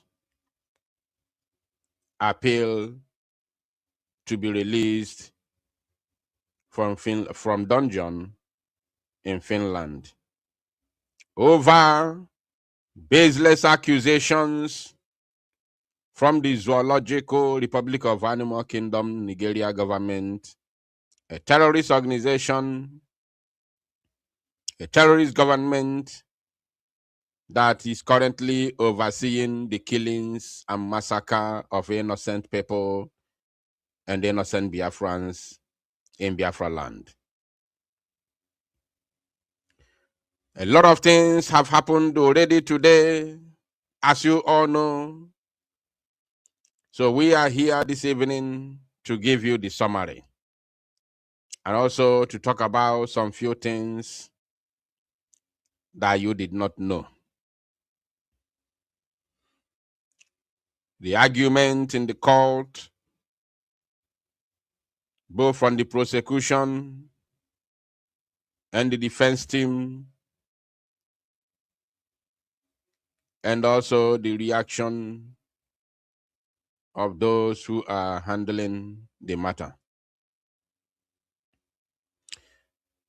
I can see your names in the comment section, my wonderful people of Biafra. Please, if you haven't liked the program, endeavor to do so. If you haven't shared the program, endeavor to do so. Kindly click the link to this very program and send them to all your WhatsApp groups and Facebook groups, respectively. Tonight, we are not going to waste your time because we have already stayed over 3 hours previously. So I am just here to give you necessary information, the one that I was not able to deliver to you in the afternoon. So we are going to go through every single thing that happened in the court and bring them to your notice, because it is very, very important that you know. The person we are talking about here is our own Prime Minister. So you need to know every single thing going on. So without wasting any further time, without further ado, let us go through it. But before we proceed, I want to, first of all, show us something that will surprise you. For those of you that have not seen it. I can see PM's video is going viral on social media. And I am very, very happy about that. So, I also see that there was, should I call it invitation or visitation? Oh, I think this is what happened during the time they went to Israel. So it seems like Canon Takano just posted it yesterday. I'm just seeing it right now. So, but I am happy that the video of our Prime Minister Mazi Simon Ekpa is going viral on social media. I am very, very happy about it. So please keep on sharing it, no matter where you find it. Because the kingdom of darkness is shaking and quaking. The light is here. The time that the Son of a Man. No, I withdraw that word because it's only one person or one man that is being referred, or that name is being called. So I withdraw it. The time that the Prime Minister of Biafra is coming out is fast approaching. So the enemies of Biafra is trembling as their foundation is shaking because they cannot withstand it. Their propaganda has failed.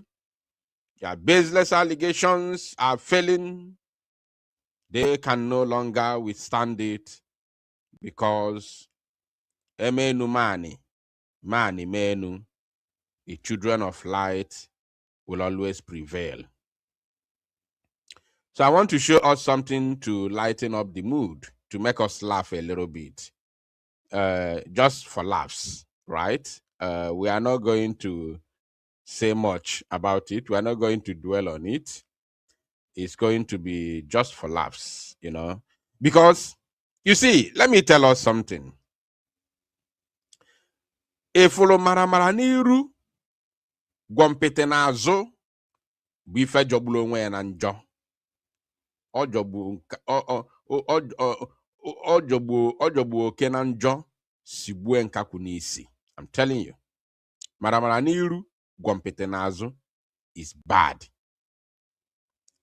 People are trembling. They are shaking and quaking because it is obvious that Mazi Simon Ekpa will be released.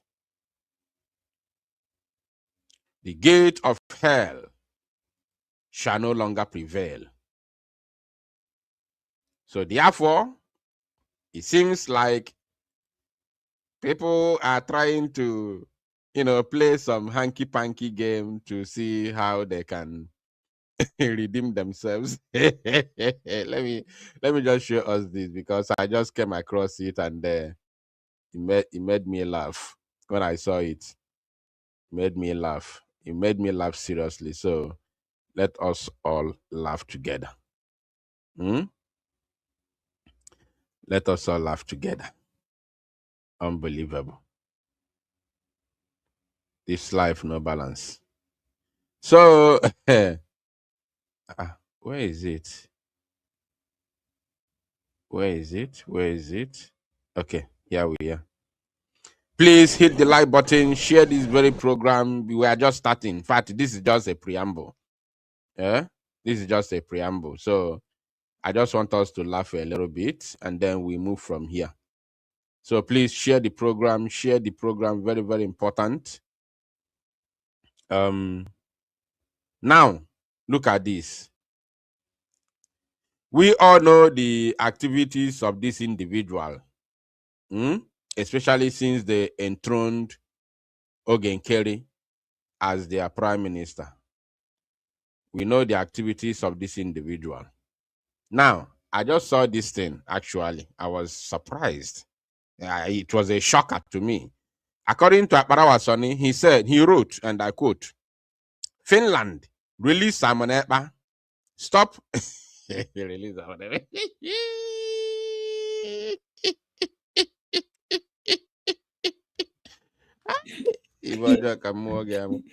Finland release Simon Ekpa. Stop conducting secret trials on Simon Ekpa case because you picked him up in the open while fighting in the open for Biafra independence. Simon must be released. His only crime is fighting for Biafra, and same thing to Mazi Nnamdi Kanu. Why Nigeria government rehabilitates and pays Boko Haram every day? To be honest, I don't mean word. Yotago, I don't mean word at all. So then he attached the video that we shared. We shared the Mazi Simon Ekpa's video in the court. You can see it here. So now, here is this, the bitter truth now, the reality. What he said here is true. No doubt about it, no question. What he said here is true. But the question is, how comes? The question is, how comes? I don't like people doing all sorts of evil, and all of a sudden, you repent overnight secretly. You repent secretly overnight, and then you now want to fan my wound. I don't like it. So, Finland released Simon Ekpa, Osikwagunobi, because we all see what you have been doing all along. You people in Trono Genkere and wanting Simon Ekpa to remain in prison. So Genkere pota Simon Ekpa pota Genkere Enyechi Prime Minister Yakobo. Nah, let us move from here. You know, when I saw this thing, I laughed. I laughed very, very well. So, like as I said, we are not going to.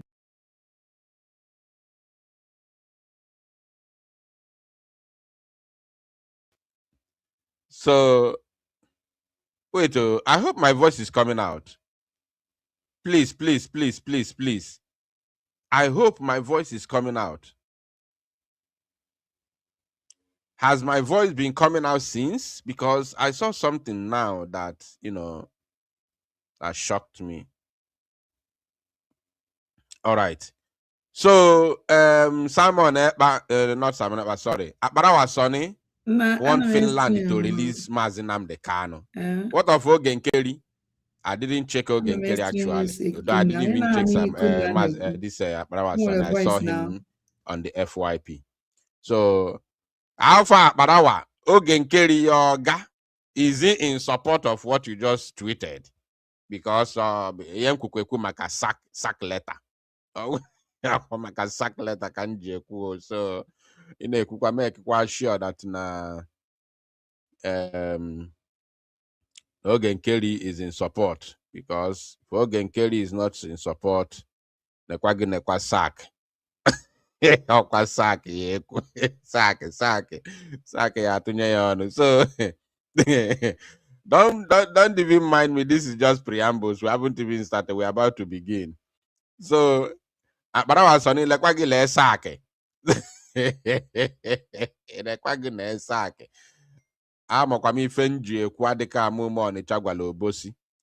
Please, my people, share this very program. Very, very important. I want to have more Biafrans here before I relay this incredible information that I have.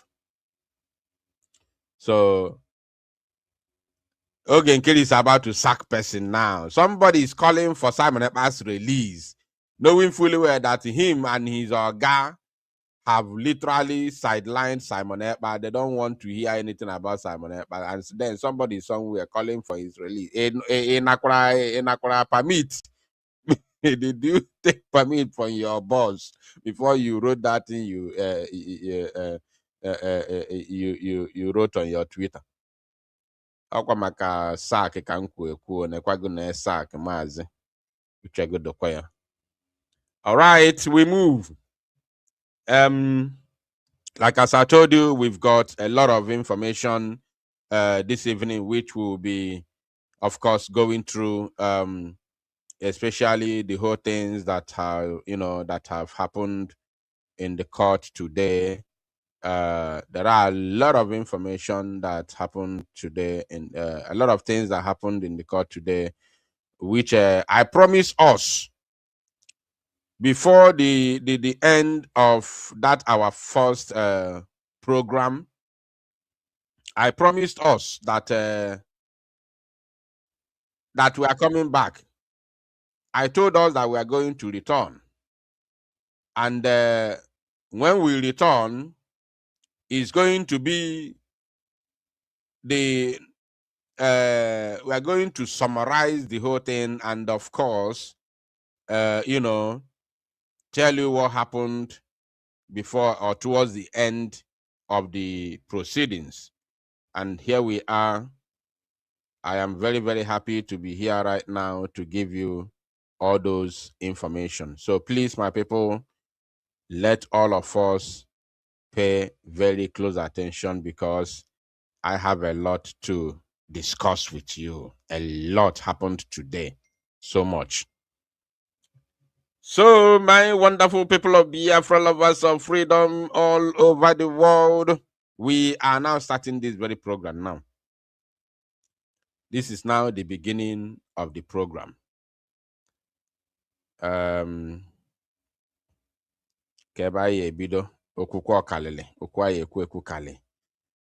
Okay, now, based on what happened today in the court, I have already shown us the amendment in terms of the dates, right?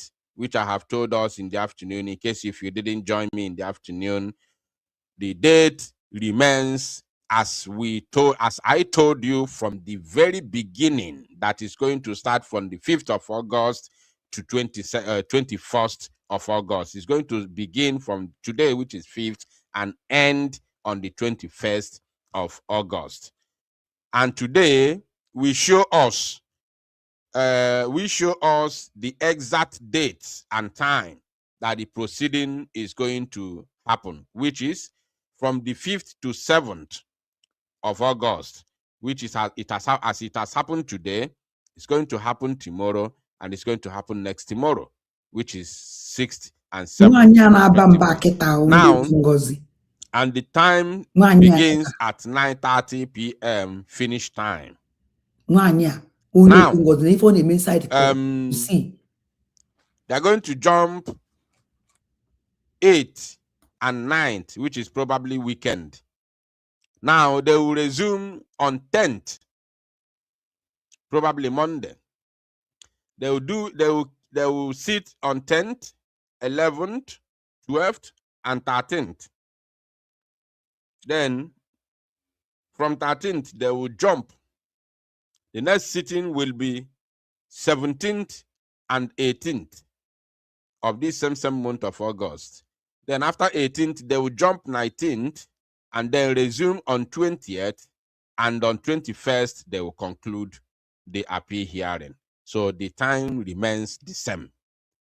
Now, the changes that occurred later in the morning or in the afternoon during the hearing today is that the court has notified us that on the 6th of this month, on the 6th, which is tomorrow, and on the 7th of this month, which is next tomorrow, today is Wednesday, so we're talking about Thursday and Friday, 6th and 7th of this month, there will be court hearing for sure, but it's going to be a closed door hearing, a closed door, proceedings, not for public.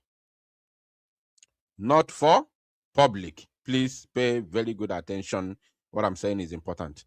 So, and then on the 12th, after 8, they will jump to 12. On the 12th of this month, there's going to also be another closed door proceedings, closed door hearing, not for public. So even if our people goes there, the judge told them that even if they come, they are not going to allow them into the courtroom. No chance. So I don't know if there's any need of them going. You understand? No chance at all, no chance whatsoever. So, but outside these 3 days that I've mentioned, on the 6th and 7th plus 12th of this month of August, every other days will be made open, and Biafrans who remain in Finland will remain in Finland to witness the entire proceedings. So that is it. But nevertheless, tomorrow will still be live here. Any information that I get from Finland, I will relay them to you. We already said it in the afternoon, but I just want to refresh our memory, especially for those who did not follow our afternoon live programs. Now, based on today's proceeding, today's case, we are going to analyze them and summarize them. The beginning of today's case happened in a way that the prosecutor came in a situation, in a way that they want to scrutinize Simon Ekpa. Remember that Simon Ekpa is the one that is appealing for the case. But the prosecutor want to be the one now to persuade Simon Ekpa to accept whatever the allegation they leveled against him. Then they started with all the tweets he made. All the tweets that our PM made concerning this very struggle, they started from those tweets. So they were busy bringing up those tweets, bringing them up. Oh, you did this one, you claimed this one, you claimed this one, you did this one, you did this one. So at the end of the day, they finished their own argument about tweets made by our Prime Minister, all those blah, blah, blah, blah, blah. They finish. Now they jump to Eastern Security Network. The prosecutor claimed that Simon Ekpa is working with the Eastern Security Network. Remember that Nigeria government, now this is something that has favored us. You understand me? Let me explain this to us. Remember that Nigeria government always talk about ESN. You know? So anything that happens, Eboya ESN, they say it is done by ESN. All right? So now, and we have told them repeatedly that we do no longer have ESN in Biafra land. But they did not care to listen because they themselves have agenda. And remember that the criminal DOS members, Chike Dozie and co, were helping Nigeria to accomplish that very agenda. You understand me? So every time ESN. Now, Finland said that, not Finland. The prosecutor said that Simon Ekpa is working with ESN. And you already know that Nigeria has, has succeeded in demonizing that very name, ESN. You understand me? So now the prosecutor now wanted to use it against Mazi Simon Ekpa Njoku. And Mazi Simon Ekpa Njoku told them that he is not working with the Eastern Security Network, ESN. He's not. And he was bold enough to tell them that the only people that he's working with is BLA, the Biafra Liberation Army, not Eastern Security Network, ESN. He's not working with the ESN. So that was it, and that is the reality. Now, as if that was not enough, they now say that Simon Ekpa is the one now that is killing people in Southeast. That is now the prosecutor now saying that Simon Ekpa is the one unaliving people in southeastern Nigeria. That is from prosecutor. And Simon Ekpa vehemently denied that he cannot unalive people in the southeast because he is demanding for the freedom of these people. So how can he, unalive them while he's the one demanding for their freedom? You understand?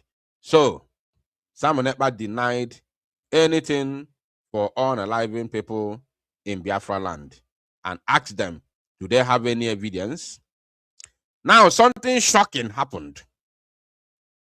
Something shocking happened. Remember that they seized Simon Ekpa's laptop, right? They seized his computer. The security agent seized Simon Ekpa's computer, right? So you know what the prosecutor did? They went to edit some of the things that Simon Ekpa and Joko tweeted on his Twitter in order to suit their narrative. Alomel in the zoo. In the zoo. Manipulation everywhere. They went to change some things in order to suit their narrative. And that thing got our PM infuriated today in the court that he had to raise his voice. He has to raise his voice. Bawaziemba. That he who seek justice must come with equity. So, and then based on the Folonanya, Asina ilu prosecutor when no call for bono because they defeat go.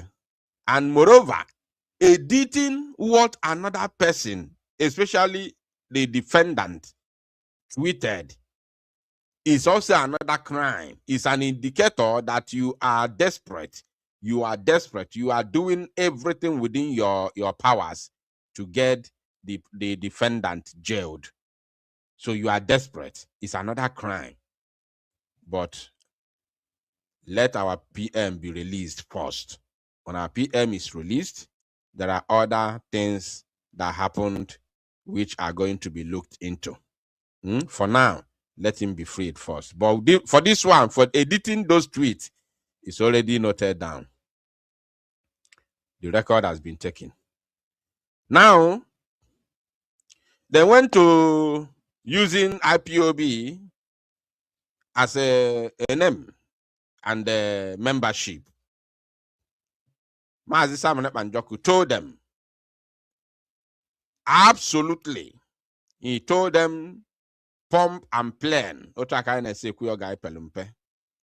that he is not using the name of IPOB, that he is a member and the Prime Minister of the Biafra Republic government in exile, according to what the PM said in the court. That he doesn't work with the people who now claim to be the owners of IPOB. He is a Prime Minister of the Biafra Republic government in exile, BRGIE. That is what our PM said today. So that one of using or being a member of IPOB or whatever is being quashed. Now, they now came that Simon Ekpa claimed responsibility. This is another big case. Remember, I have told you that the prosecutor that edited some tweets of Mazi Simon Ekpa and Joko. So they now claimed that Mazi Simon Ekpa claimed responsibility of unaliving people in Southeast.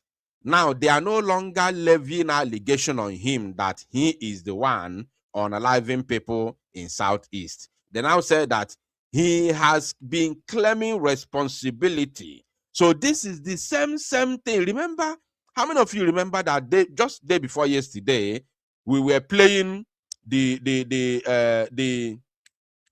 video of the interview, or should I say the speech of Benjamin Madubugu, where he repeatedly saying this, said this, the same thing that they have been saying since 2021, even claiming that Simon Ekpa took responsibility of unaliving Chukwu Di Ya, the late Biafra Land National Coordinator, which never happened.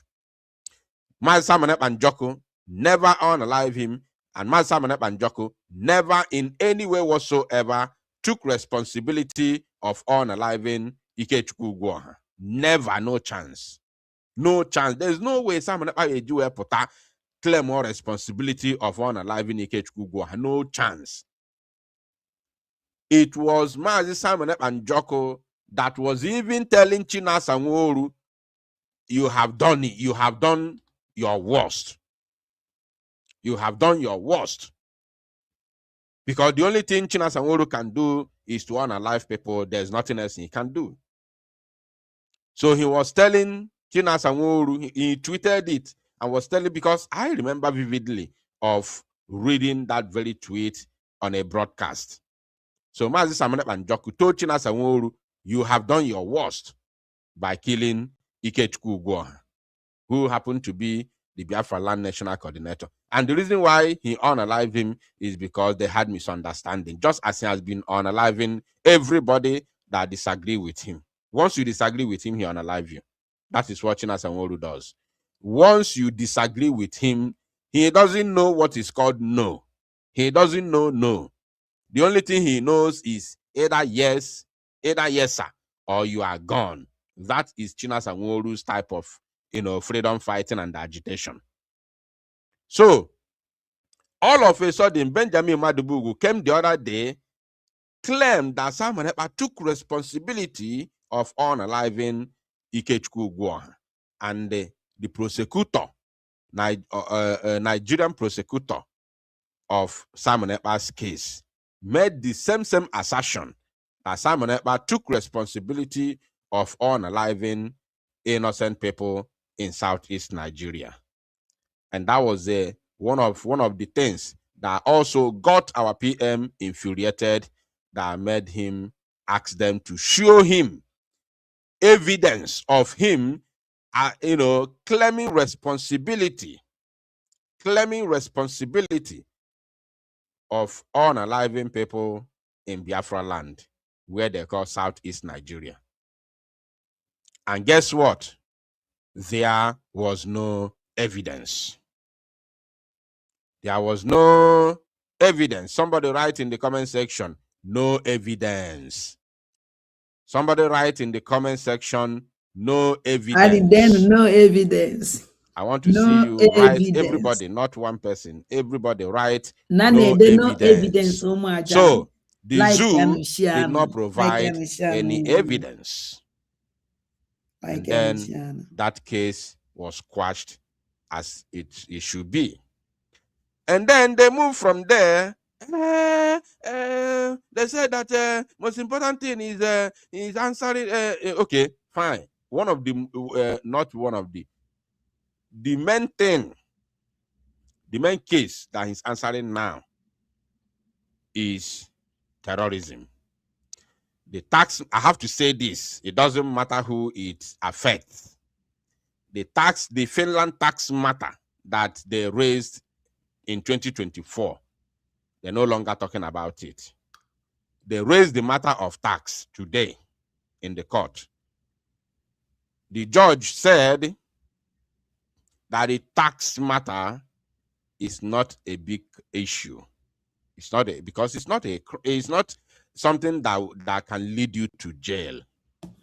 Tax matter, especially the case of Simon Ekpa's with tax, has been decided long ago, and he has told them how he's going to pay the money. So that was something that been decided. So it's just that the prosecutor was, searching and looking for any loophole, anything that he can use to make sure that Mazi Simon Ekpa Njoku was jailed. That's why all of a sudden he raised that tax issue. You understand me? So that tax matter was raised also today, but the judge said that was not a big issue at that point in time. So the main matter is now the terrorism charge against him, which is now what is appealing today. So now, in terms of unaliving people in Southeast, Mazi Simon Ekpa Njoku made mention of two notable individuals who are the ones, overseeing the killings of innocent people in Southeast Nigeria, which is Hope Uzodimma, the governor of Imo State, and Asare Dokubo, who has publicly claimed, who has publicly declared his involvement in killing people, Igbo youth in Imo State, is on record. The video is everywhere. So it's part of the evidences of Mazi Simon Ekpa Njoku, because Asare Dokubo publicly said that he struck a deal with Hope Uzodimma. So his Asawana terrorist group are in Imo State killing people. So this is one of the important issues that people are neglecting, especially those in social media. You understand me?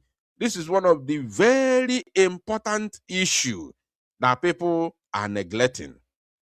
That Asare Dokubo made a bold statement a few years ago that he had an agreement with Hope Uzodimma to bring his army, his special forces, Asawana terrorist group, to Imo State, and they have been killing Igbo youth. He said it with his own mouth. So that was one of the evidences of our PM Mazi Simon Ekpa Njoku for people who are killing people in Southeast. You understand me now? So, which include Hope Uzodimma himself. So evidence choco, I'm telling you, evidence yakba. So now after that, and guess what? The zoo did not bring any representative. There was no any representative from Nigeria. Somebody write in the comment section, zoo ran away. The zoo ran away. Write it, please. Excuse me. The zoo disappeared. There was no any representative from the zoo. The zoo disappeared. Somebody write in the comment section, the zoo ran away, or the zoo disappeared. The zoo disappeared. Anyone that is easy for you, the zoo disappeared, or the zoo ran away. They disappeared in the thin air. No representative. The only person representing the zoo is only the prosecutor, which is a Finnish lawyer. A Finnish lawyer is the only person representing the zoo. But Simon Ekpa Njoku had, that's why I'm showing you this video, had many Biafrans in the court who were there, including the elderly men. Including elderly men. If you know what on nke Jimbo self, on nke Jimbo, like you see him here. You see the elderly man, Ojimbo, to show you the solidarity was top notch. Somebody Jimbo. Where the man where deny whatever comfort he would have had today, either at home or wherever he may be. Or say, let me go there. Let me go there and stand with him. And he went with him. So this is to show you that no, this man, because if he is a terrorist, first of all, people cannot protest for a terrorist to be released. You understand me? Nobody in this world can protest for a terrorist to be freed unless you are a terrorist like Sheikh Gumi. But you can never see a crowd of people protesting. That's why that protest yesterday was very, very, very crucial.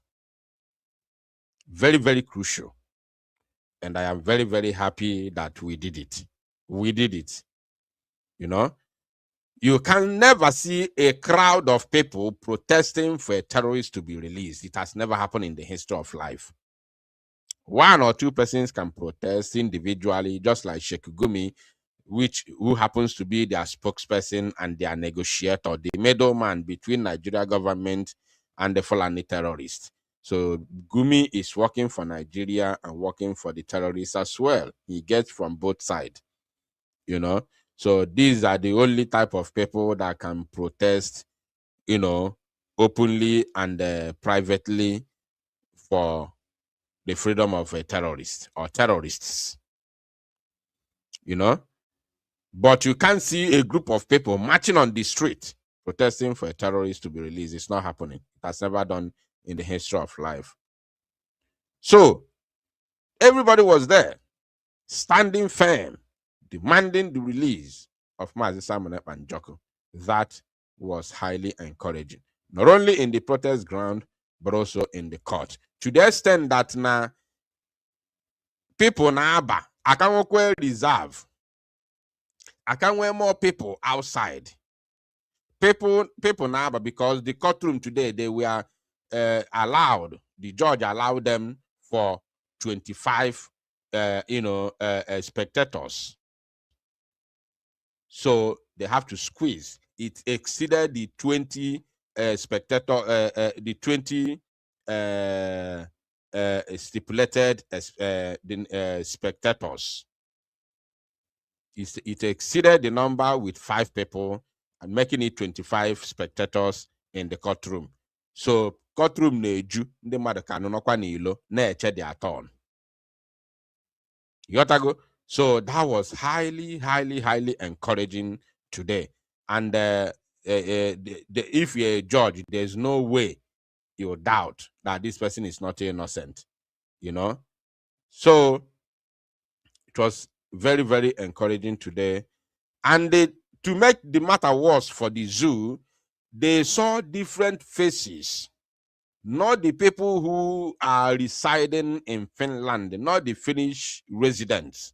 They saw different faces from across the globe, meaning that these very people, have to travel from their countries of residence to Finland just to protest for one man.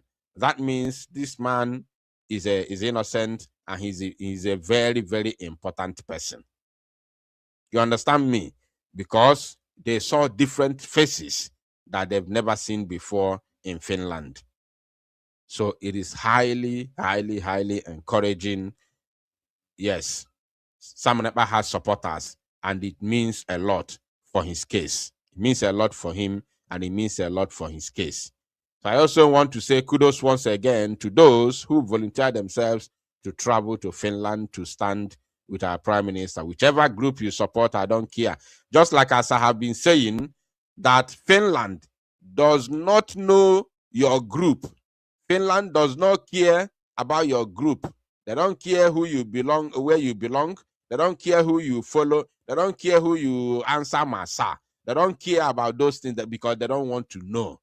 The only thing they care for is the crowd, the Biafran people who are protesting and demanding the release of their Prime Minister. That is the only thing that the Finnish authority wanted to see, and they have seen it. They have seen it. So could you believe that who made you the Prime Minister, that they have been asking him, they did not even raise that case. They did not raise the matter at all today.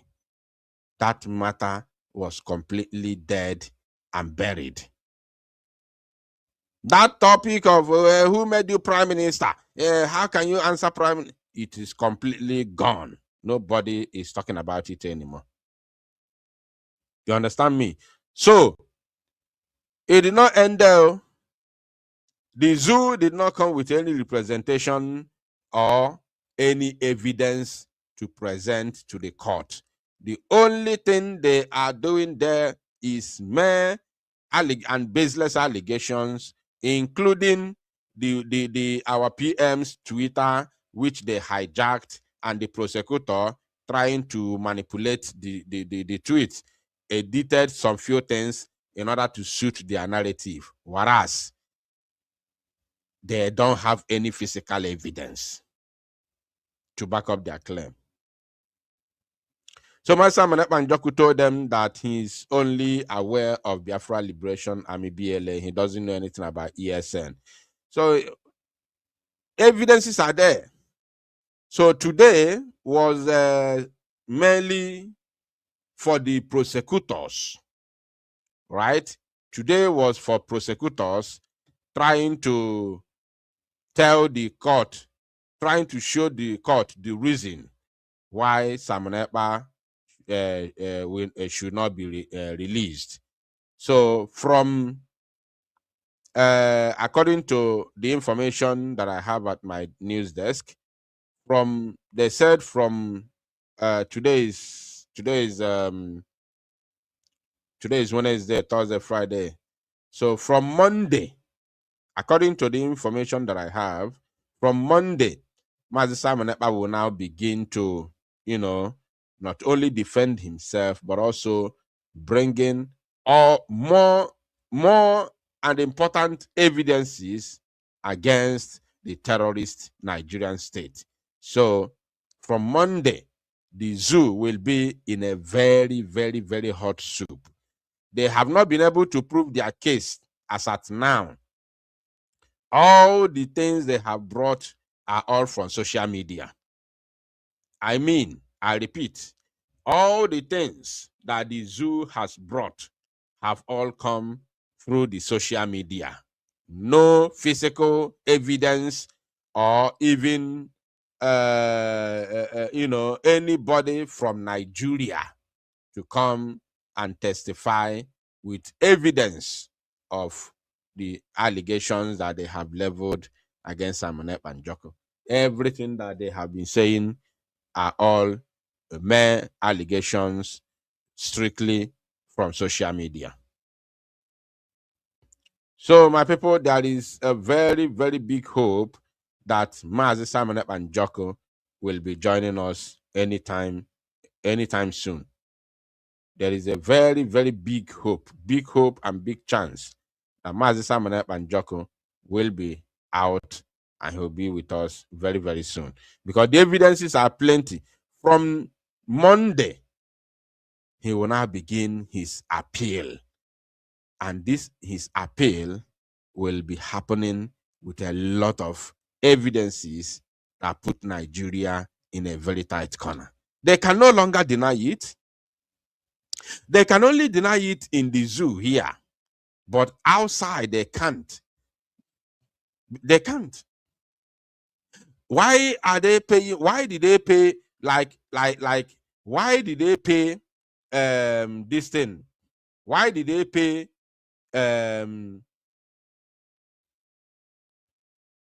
why did they pay lobbyists in America? Why did they have to pay about how many $1 million? Hold on a second. Hold on a second. How much did Nigeria? Hold on. How much did Nigeria pay US lobbyists? US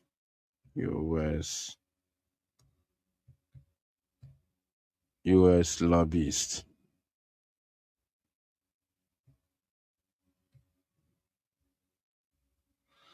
So the zoo paid Oh my goodness me. $9 million. $9 million. It is recorded.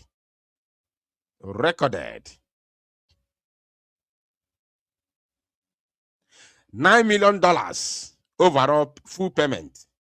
Now they have 750,000 monthly retainer. They return them, which is monthly salary.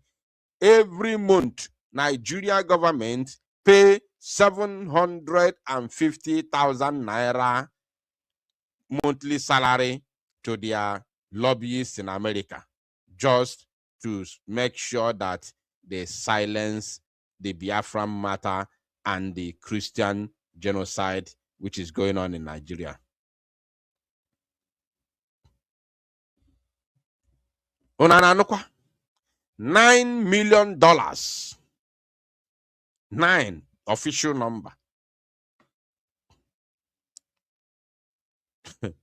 Just to silence America and stop them from speaking about Nigeria and Christian genocide. They have to pay $9 million. So, their matter in the international community, Nigeria is completely dead, like a fully ashamed. Nigeria is a shamed country. The only reason why Tinubu will still travel, if there's any United Nations gathering, Tinubu will still travel is because he has the right to travel as a president of a country, which is recognized in international community.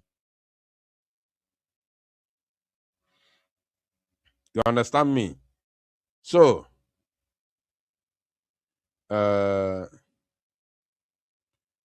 somebody say, no, monthly, monthly, not 750K. Talking about 7. Is the same thing now? What are you talking about? Somebody say, not 750. I didn't say $750. I said 750,000. How can it be 700? If it's what I said, that means I made a mistake. Hold on. $750. I can even screenshot it and send it, show it on the screen. I can screenshot it. Let me screenshot it. I didn't mean $750. No, if that's what I said, that means I made a mistake. What I meant is 750,000 US dollars every blessed month. That is what Nigeria government pay to the US lobbying firm in order to silence American lawmakers from speaking about Nigeria Christian genocide. You understand now? So this is reality, this is not a joke. You know, it's not a joke. It is recorded. It's official. It's not a makeup thing. It's not made up. It's not something that is made up. Let me screenshot it. Let me screenshot it from website. So, hold on just a moment. Just a moment. I want us to see this thing. Because this thing that you see is happening live. It's really, really happening. And they are not denying it. So what America is asking is, if Nigeria can pay this amount of money to lobbying firm, what is stopping them? What is stopping the zoo from using this money to fight insecurity and build a better life for its citizens?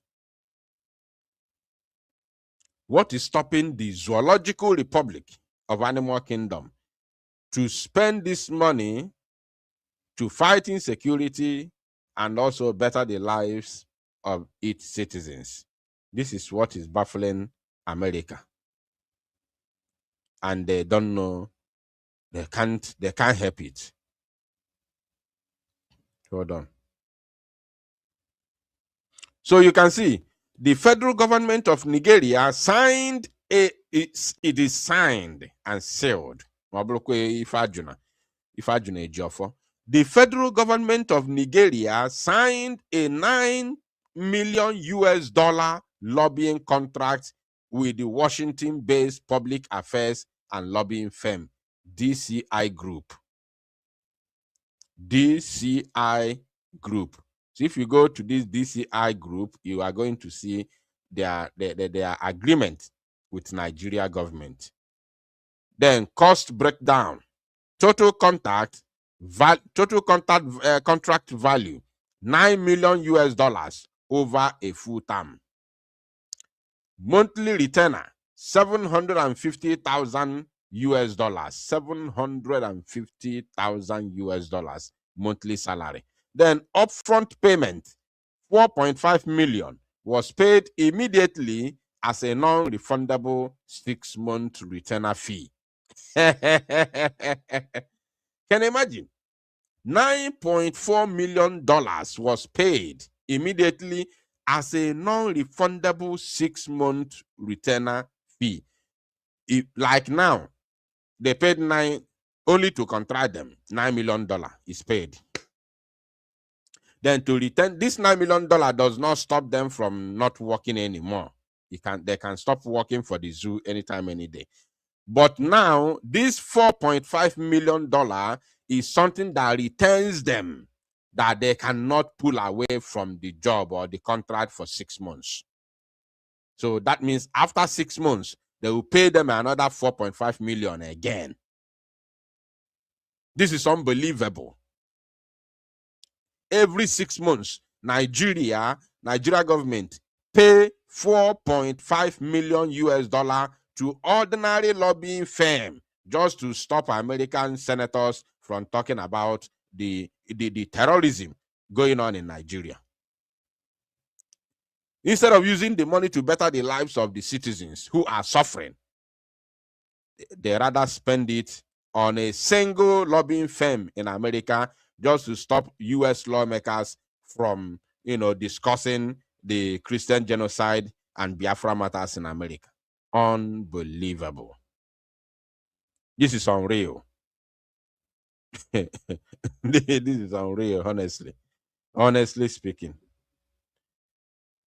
So, then after this argument, the judge now adjourned the matter till tomorrow, which is also going to begin at 9:30 a.m. finish time. But unfortunately, Biafrans will not be allowed to go inside the court. But the court is going to sit 100%. And tomorrow, which is going to be 7th, the same thing is going to happen. The court is going to sit, but Biafrans will not also be allowed to get into the court until 10th, which is on Monday. Until 10th, which is going to be on Monday. So then Biafrans will converge once again, stand in solidarity with our Prime Minister, Mazi Simon Ekpa-Njoku. So like as I told us from beginning, we are not going to waste time on this very program. So I don't have much to say. I only came here to give us the summary. So I'm going to open the line briefly, not too much, not too long, briefly, maybe 20 minutes or so, to allow people to call in and, of course, make their own contribution. So the line is open. As you can see the screen on your, as you can see the WhatsApp number on your screen. For those of you who do not have the official Biafra Unite WhatsApp number, the number is right there on your screen. So call me now. Let us discuss about this matter. Hey,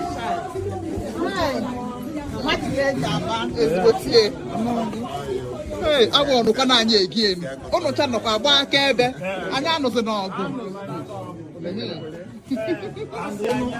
I top to make way next time. Madam,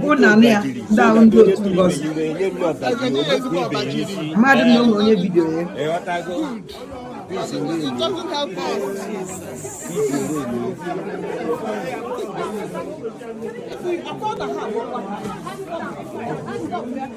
inside the court.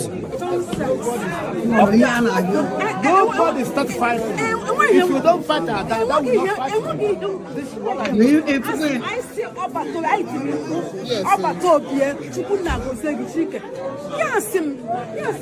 what are you saying? All right, let me connect the caller so that the caller can be able to speak to us while we pay attention and listen. Those people who were calling me during the afternoon, which I was not able to pick their call because of numerous calls that invaded my my telephone. You can also call back now and make your contribution. All right, caller on WhatsApp, please go ahead. You are now connected. Okay, thank you so much. Good morning from here. Good morning from here. I also cordially observe. Mazi Biafra Unite. May the Elohim continue to strengthen you for your good work that you're doing. Yes, sir. Ekele mugi Mazi. Ekele mugi. Your contribution today, I'll mix it with Igbo and English so that people will understand what I'm about to say. One is going to be a recap because when our Prime Minister was here with us, I said something to him while we are on call like this, and when I told him that revelation, that was the end of that very program on that particular day. Why I'm trying to say this is because of some of our people that feel that they don't know what they are doing, or for the one because I don't see what it takes for one to be righteous. It doesn't take anything for one to be holy and righteous, because Biafra we are fighting is more spiritual than physical. That is the reason why there is nothing anybody will do that will bring our Prime Minister and our Supreme Leader down. It does not matter how long it takes. Why I'm saying this, when all these things going on in media, where I am, there have been this, every 6 months for me not to be coming online. And I told them before, when our leader was arrested in 2021, I was in my house. There is no month he will not come to my dream once or twice. People that know me, even as I'm talking, we both in Biafran land, they know who I am.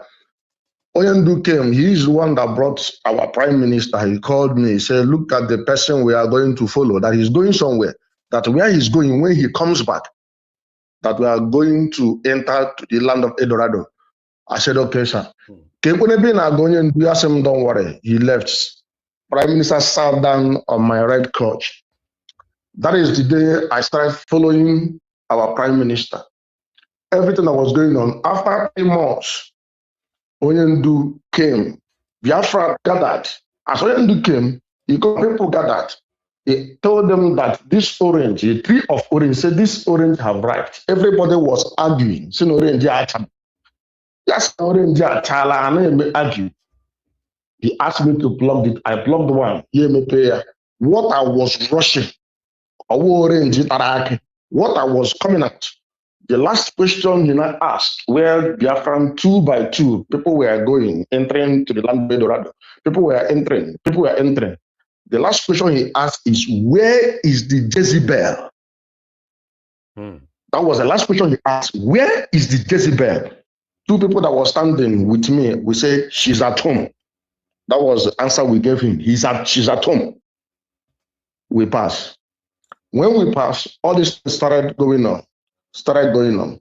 Then, why I'm recapping this revelation now is because of what I'm seeing on media. I called Master Prophet 2 weeks ago. I told him, I'm seeing what is going on. Look at the revelation I had. Why I'm telling you this? It's a new one. Me, I will call myself, I know myself, I will call myself a prophet. I know how many pastors, prophets in Nigeria that I have worked with. But I decided, I tell Chukwu Di Ya, if really you call me to do this work, give me money. Because I know so many people that go to church to pray. 99% of them in Biafra land don't have anything, any spiritual attack. What they need is financial support. So when they come, if I discern and confirm that, oh yeah, I need to go me transfer, or we there a not go and go GG. That was what I told him. That is what I told him. Most of them, even in 2015, when election was going on, I was in Nasimi. That was the last program they did. Even as I'm talking, somebody hearing me in Nigeria, I'm in Nasimi, Nico Baras. That is electrical and mechanical engineering in Awuchi. That was when they had a program in Nasarawa. If they had the program, they must contact me to join them to go. And I've been telling them, I don't like these patterns. That the General Abel, which AO did the handover after the election in Nasarawa, AO did the handover to General Abel from Bayelsa State. They were trying to make movement. I was follow the convoy that day. They oddly, if he's hearing me, you know what I'm talking about. He asked me to leave this people. They begged me to follow them to the program in Nasarawa, in Redeemed Christian Church. I followed them there. They went there and performed what they performed. They stand there, they raised 22 million instantly. I used my name and laugh. I left the altar and go back to the hotel. That was the day I disconnect with them. I carry my suit. I have 13 feet. That was the day I carry my suit, and that's a pastor in Assemblies of God Church. Say, I'm not doing it again. That was the day I told Elohim, if you want me to work for you, give me money so that I will help people. When they come for prayer, if it is money, I will give them money. That was how I left Zoo. I tell Master Prophet, look at it in my heart. Why I'm saying this is because of Master Prophet. I tell him, look at it in my heart.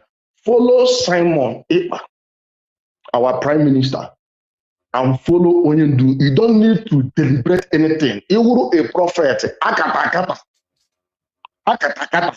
Prophet, when they amor or impon, the anointing. I'm happy to be one of those people that carry it impon. If you see our leader, you won't see ring, you won't see anything. It's in the heart. Your heart must be pure. Your heart must be pure. So why I'm saying this on earth, everybody reasoning or you don't know where to go, go and write it down today. Simon Ekpa being our Prime Minister and the Mazen Namde Carlo Ahamadike, they are on the right track. You don't need to bother yourself anymore. They are on the right track. And the one I had 2 months ago, dream I had 2 months ago, is in the court. I saw a lady sleep fair. Whenever all the documents they are bringing, passing for our leader to regain freedom, she will hide it under the rock. The lady will hide documents under the rock. I'm still praying for the face to unveil. And Carol White, I have messaged him before, and he just want to disgrace himself. Because sometimes he have been hiding behind the scene. But for him to come out openly, he want to defend one of the Jezebel that he want to defend. Now, Mazen Nande Carlo is another savior. I have confirmed it, I have tested it, and I am sure of it. Those thinking whatever that happened, there is nothing on earth. 100 feet may sacrifice. Mazen Nande Carlo have been choosing before he was born. He had been chosen before he was born, and I am very, very happy. I'm not afraid of anything. I am very happy to be among those that was chosen to fight this freedom in our own way. Elohim will continue to review things for us. Those that are thinking what to do, who to follow, Simon Ekpa Njoko Obatobie is the right person to follow for us to enter into the Eldorado. Thank you, dear friends. All right, thank you, Wachineke. God bless you. Though you spoke in parable, so you spoke in parable. It's not every canal, every person will understand you, especially those that operate in canal. They may not understand you, but we continue, we move.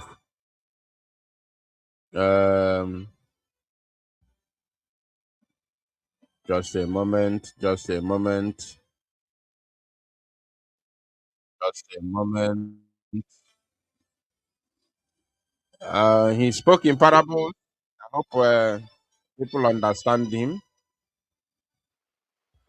All right, caller, what's up? Please go ahead. You are welcome to the program.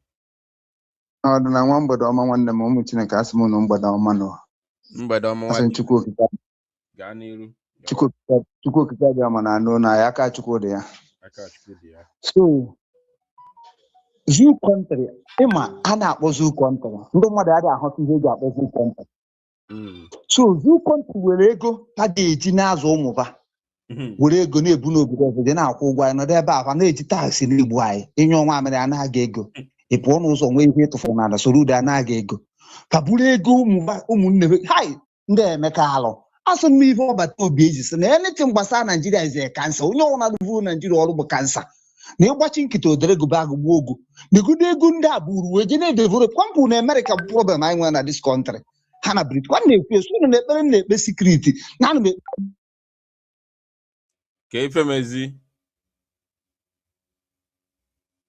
ka ezi ifemelu alpha. I don't understand. I don't get it. Because call back. I don't know what happened. Unfortunately, I don't know. All right, but we have to continue.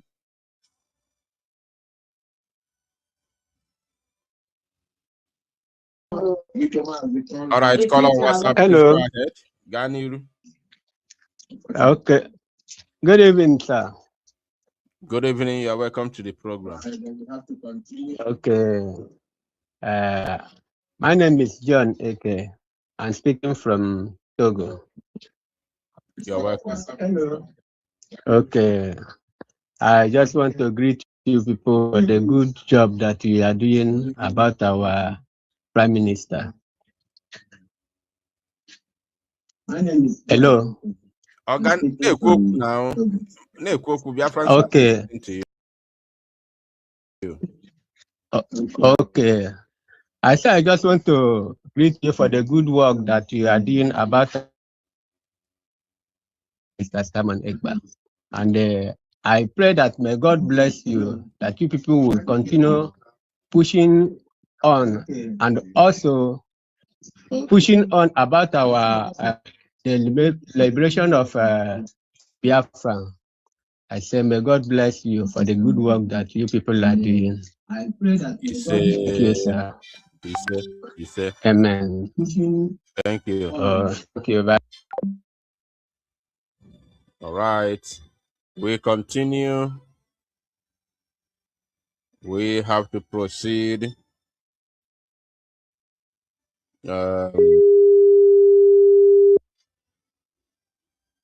Just a moment. Just a moment. Just a moment.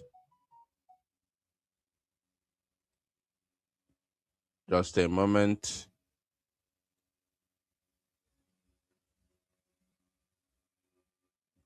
Again. You must go and listen to Simon Ekpa, who is doing a very fantastic job. Very great job that Simon Ekpa is doing. Very, very, absolutely fantastic job that he's doing. You must listen to him and share his videos accordingly. Very, very important. He is bringing a new dimension to this very awareness that we are making, and you must listen to him. Very, very important.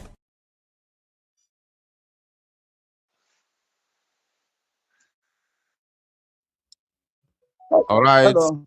Mazi, Ogikotru yaka onwele ifemelu on network. Oh, network nwanne m, ọ network. Hi. Ọ network. Nna ya, amadụ m ebe m ga-akwụsị. Kedu ebe a ga-ebido? Ego niile akabirite obodo a na-eburu n'obodo ọzọ. Ụmụnne ha na-anwụ n'agụ, na-anwụ na kiribu ọba, na ha agba ya ụgwọ. Ọdịna nwefu enye ọnwa abịrị n'obodo ya nara gị ego.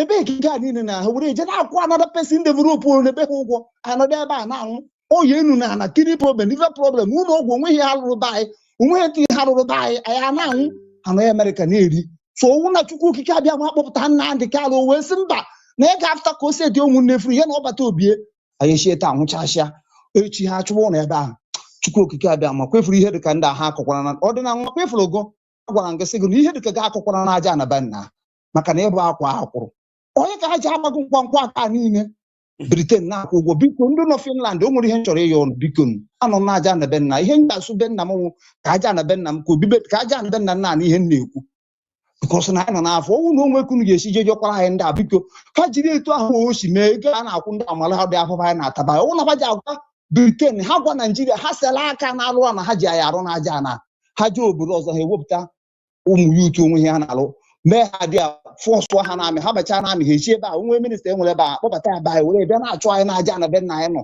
buru ego anyị na-ebu na-anabata adị biko na ụmụnne m onwe kwunu ga-esi gwafa ya si ya na ihe ndị nọ na-aja ana kwuru na igwe bute ụzọ mana ije ntụrụ ya wuve ada ya ahụ mma afụbeghị ebe Chukwu oke abịa bịa otres ọkwa na m afụ ndị a ya gbuo m onwe bụ n'ime ya fụrụ anya mana Chineke bụ ihe gosiri m ndị a mgbe kwuru n'azụ ọdịna nwa nwebụrụ mgbe m gwara gị okwu egwa last 2 years na-agwa gị okwu mgbe asị enyere ndị apọzin ị ga-echeta mgbe m gwara gị okwu a mana ọ na-enwe ka ihe amụrụ ọmụ nwa ngwa gị na pọzin a ya fụrụ enye ha na mụnwa na onwe m ga-eji esinwe akwụkwọ dị n'ala gwọọ ha ya na onwe ihe ị ga-emere iwe sị mba sị ka ibe a na ekpere ị ga-echeta ndị ada ya ahụ mma ndị abụ ụmụnne anyị onwere nwanne na-egbu nwanne ya onye mere iji afụ nkịta ndị ebube agụ ha na-aga ha na-eme ihe a ụmụazị ha na-atụ egwu ịgba ha ebe ka ha gbuo ha ọbara ba ya na-asụ ọbara ba ya esiji ebe anyị vụrụ ego na-eji enye Amerịka wee na-develop befe it's not a wickedness afọsị ihe ọbata obi eji si anything kọsa Naijiria bụ kansa isi kansa anyị anọghị na-anwụ n'elu ebe otu ji eje lụọ ụlọ ndị amị mana ịrụ ụlọ ọgwụ ebe ụmụnne ga na-agwụ ihe kwuo n'afọ na bebi ya na-ekwunye ndị na-aya nke onweghị ujigbo ụlọ ọgwụ bebe anyị mana anyị nwewuri Chineke merụ ama nka Chukwu ya esi gbaghara ihe a ọ na nwa Chukwu goziere nga asị nga amaghị echikwene asị ngwu Chukwu okike abịa ma asị m ihe oji mee ga akwa akwụra maka na ha akwakago Britain na-enye ha ego ọwụfu na-enye Britain na-enye ụmụnne ha ma ndị a na Amerịka ọhịa na-enye ha nche ego ha ji eme ihe ha na-eme maka na ọ bụ zuo ego ndị ego ha na-akpọ Amerịka eruzi ebe ahụ eke ya nere ebe a na-anwụ n'afụfụ na-anwụ na-ebe akwa abalị na-ebe akwa mgbe ọgwụ na ewu obere ebido akwụkwọ ahụ nakọchike ego a niile ihe ga-eji emebe ya amaghị were bunakwa Amerịka bunakwa Britain na ya na-aṅụ ihe a na-akụzi na skuul amaghị m emechaa chọọ ofu ibe kpọgụ minista kpọgụ gị ji eme kọsụ emego kọsụ bịa na kọsụ na-ebu kọsụ ebe ụmụnne gị nọ mee na onwe na ebe na ụmụ ndị zuo Chukwu okike abịa ma shọtụ ocheta gị nwanne m ka ọ dị biko na ekworo ibe a n'abalị abụọ ọ gbara m ala kwebụ ibe na mbere akwa ego a na-akwụ Amerịka na-eme anything mana anyị na-anwụ ihe anyị na-anwụ n'agụ anyị na-anwụ n'ezigbote agụ ọkụ nepa na nwere obibi iri adị taksị enye ọnwa mere taksị onwe saịdị esi akpọ anyị eburu ego na-eje develop obodo mebere duzie n'onwe ha ihe eduzibe nna gị ọ na nwa Chukwu gozie ego nwanne nke obe m etu a n'ọnụ ihe anyị na-eche nwụrụ ụbọchị adụọ ka anyị ma na Chukwu anyị asịgo na ọ ga-aza ya ndị ọ ga-aza ya wee wepụtara ya ọbata obi ya wee kwurukwuchie ike wepụtara ya na ndị ka wepụtakwu n'ala anyị gụgwọ ọdịna nwa maka na aka akwara ha mgbe a na-asị na onye a na ọgụ onye a na ọgụ onye a ife a na-emebi ka ọma na ị ga-agba ọsọ kwa mgbe wee ruzuo mana Chukwu kwesịrị ike kwuchie ike na mmadụ na-ata aba akwụkwọ na-atọ egwu ndị gboo shiri n'ọka ndị anyị shiri va ndị onwe ibe ga-emechicha menye ọkụ ụlọ na aha Chukwu okike adịghị ama ha na-akpa isi ala ihe anyị na-azụ ihe ahụ ihe be anyị onweghị ihe mmadụ ka anyị na-azụ so Chukwu kwụrụ anyị n'ukwu nwanne ya gaziere gị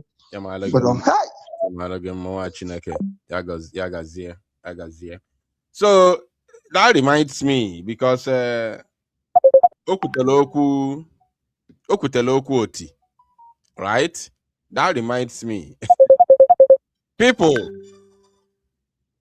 can you just imagine that?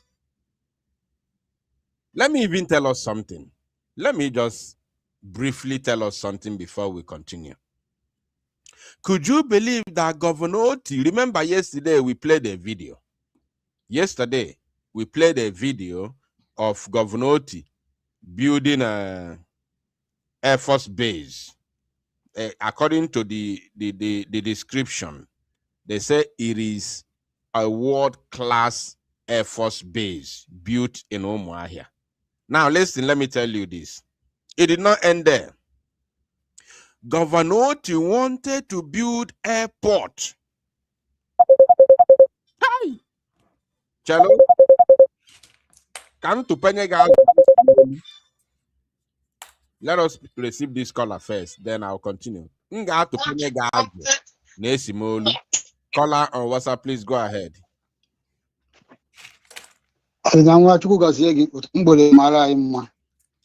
Ya malugi mamazi ganilu. Anya na-ekwu from zoo esi nzu akpọ. Dalo no. Ọdanwa Chukwu gọzie gị n'ihe ị na-eme. O tekwe na mkpọdere wesịkwa aka mkpọ today. Mana ana m eso gị mgbe na eforo gị mgbe niile. But ọ bụrụ na ọ bụrụ gị nwa, many of us at Luciana Hope, including mụnwa bụ anya. All the pastor niile na onwezi nke m na-eso n'ọsọ gị nwa. Mana ọdịna m nwe chọrọ ịgba gị before August agwụ, ụfọdụ ndị a na-akpọ ndị kpọrọ nwa ha Biafra agitators a ga-akwụ ụdọ m. A ga-akwụ ụdọ. Ofu onye change go to. Mark ihe a na-agwa gị. Ofu onye change go to. Agbara before August agwụ, ụfọdụ n'ime ha ga-amakpu mmiri ebe ha nọ, ụfọdụ ga-akwụ ụdọ nwụọ. This life no balance. Because ha ma na Prime Minister pụta akwa na-apụta, even the zoo nọ na problem na ọpụta. And the Chukwu okike abịa ma ga-eme ya ọ ga-apụta. Ọhịa sị ka m gwa gị, jisi ike daalụ. Onye nwa gọzie gị ọdịna nwa. Daalụ nwa. Jisi ike. Ihe ị na-eme, Biafra ga-echota gị till thy kingdom come. Jisi ike. Daalụ. All right, we continue. Now, my beautiful people of Biafra, please give me your undivided attention. Governor Oti, how many of you remember yesterday? Was it yesterday or the day before yesterday? While we were live, showing what is happening in Umuahia, where Governor Oti unveiled a world-class Air Force base built for Nigeria jihadist army in Umuahia. How many of you saw the video while we were analyzing it yesterday? How many of you before? Because I don't want to start afresh. Caller on WhatsApp, please go ahead. 2 minutes. Caller on WhatsApp, go ahead. 2 minutes, please. Yeah. You're welcome, please. Go ahead. At least I want to now Biafra land we go little relief because now one thing is for sure. Now I am ruwege by na eje. Na ha che na ha jide ya jide chari ihe niile. Mana o nwere ihe ha na-echefu ndị zuru. Ha chefu na maazi onye ndu na America na-esere. Na-ejide godi ya na enwere 10 more or worse than him. Ha chefue ya na-agba mbọ niile ha na-agbache na ha ga-ejigide ya. Echefue na enwere onye dị ka gị nwa gị na-asụ dịka ihe a na-eme. Ọ nwere ihe mere Upland recent, mana nke a wụ ihe gbọwụ na nwere opportunity ka m na gị kwuo private ngwa gị ya, maka na ha agbago mbọ ihe niile ha na-agba ka a skata enu ala. Anyị nwanwụ ndị nọ n'enu ala ha ma menwu ya, maka na ihe a wụ ihe anyị kpọrọ determination, and we are determined better than them. Asị m ekene dịrị Chineke na my prime minister na mmadụ onwe ya erugo ya aka, and nobody born of a woman nga stop onwe ya. Nobody. Ihe ọbụla ọ masịrị ha mee, mgbe ọbụla niile ọ masịrị ha gba. Adịrọkwa m surprise na ego onye ha na-akụ America, mana America akachikwa obi nara dị money.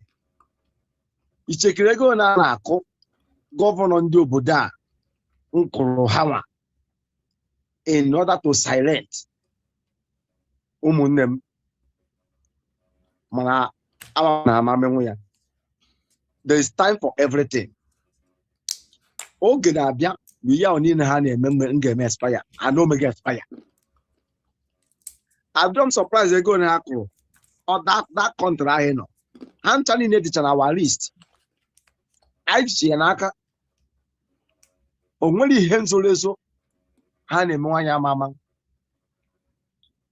inu anya na dị steeti m nọ na ka m kwuo ya nke Peter Mba mgbe o buchi amod ka niile gụchacha na main road niile o nwere ka a na-ekwusi na ọnwa Obianọ mere nke na-akpọ soro udo mana ha akabeghị na dị ịnaka kwuru na the worst silent governor nwere na South East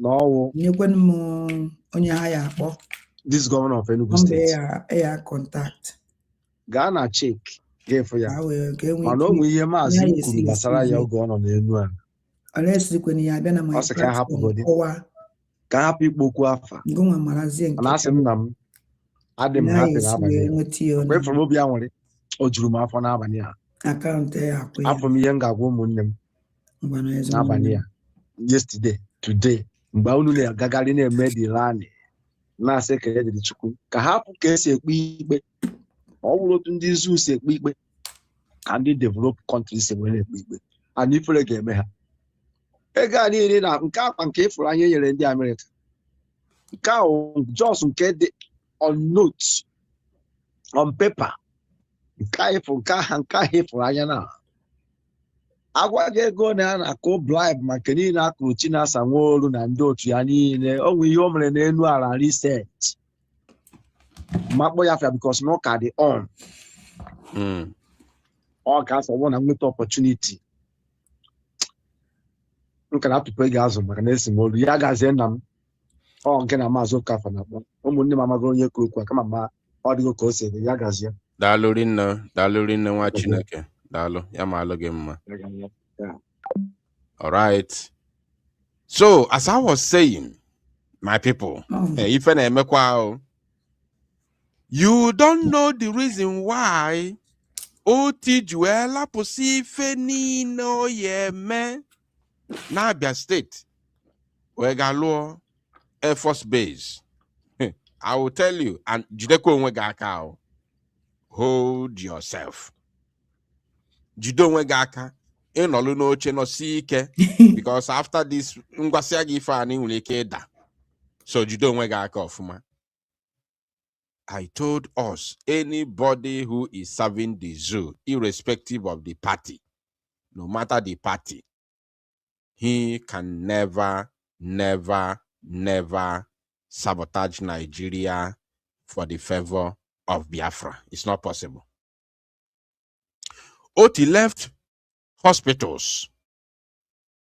No, there is no any classic or world-class hospital fully equipped in Abia State built by Oti. Fully equipped, world-class, top class. I don't know if there's anyone. Please, if there's anyone, correct me in the comment section. If there is anyone, any top-class hospital built by Governor Oti in Abia State, since Ojueba no Cheche, for 3.5 years now, let me know in the comment section. That is number one. Then, the lives of the people have not significantly improved in Abia. Apart from Oti building, repairing roads that have spoiled since he Timpurigidi. Odjus Okalo was there, embezzled the entire funds, everything. Okay, the other Oji, Theodore Oji Banye, embezzled his own. Okay, Zepazo Banye, embezzled his own. Keroye Nelozo, now Oti Abanyego. The difference is that Oti is not embezzling like his predecessors, but the lives of the people have not improved. Now, the reason why Oti is building Air Force bases, not one, Negenti. Our brother, the last caller, said No, I had to penny as no siolu. Now, Oti wanted to build airport. In case you don't know. Oti wanted to build airport in Abia State. Owega Abuja get permission to build airport in Abia. Oti went to Abuja to seek permission from the federal government for him to build airport in Abia. Do you know the condition given to Oti before he can be able to build airport in Abia State? Do you know the condition? The condition was, before you can build airport in Abia, you must build Air Force base. You must build Air Force. Somebody said he built Air Force World Hospital. Air Force World Hospital. Kind of fund the army now. Kind of fund the Boko Haram military. Well, it's not for Abia citizens. There is nobody who fall sick in Abia, and then they will take that person to the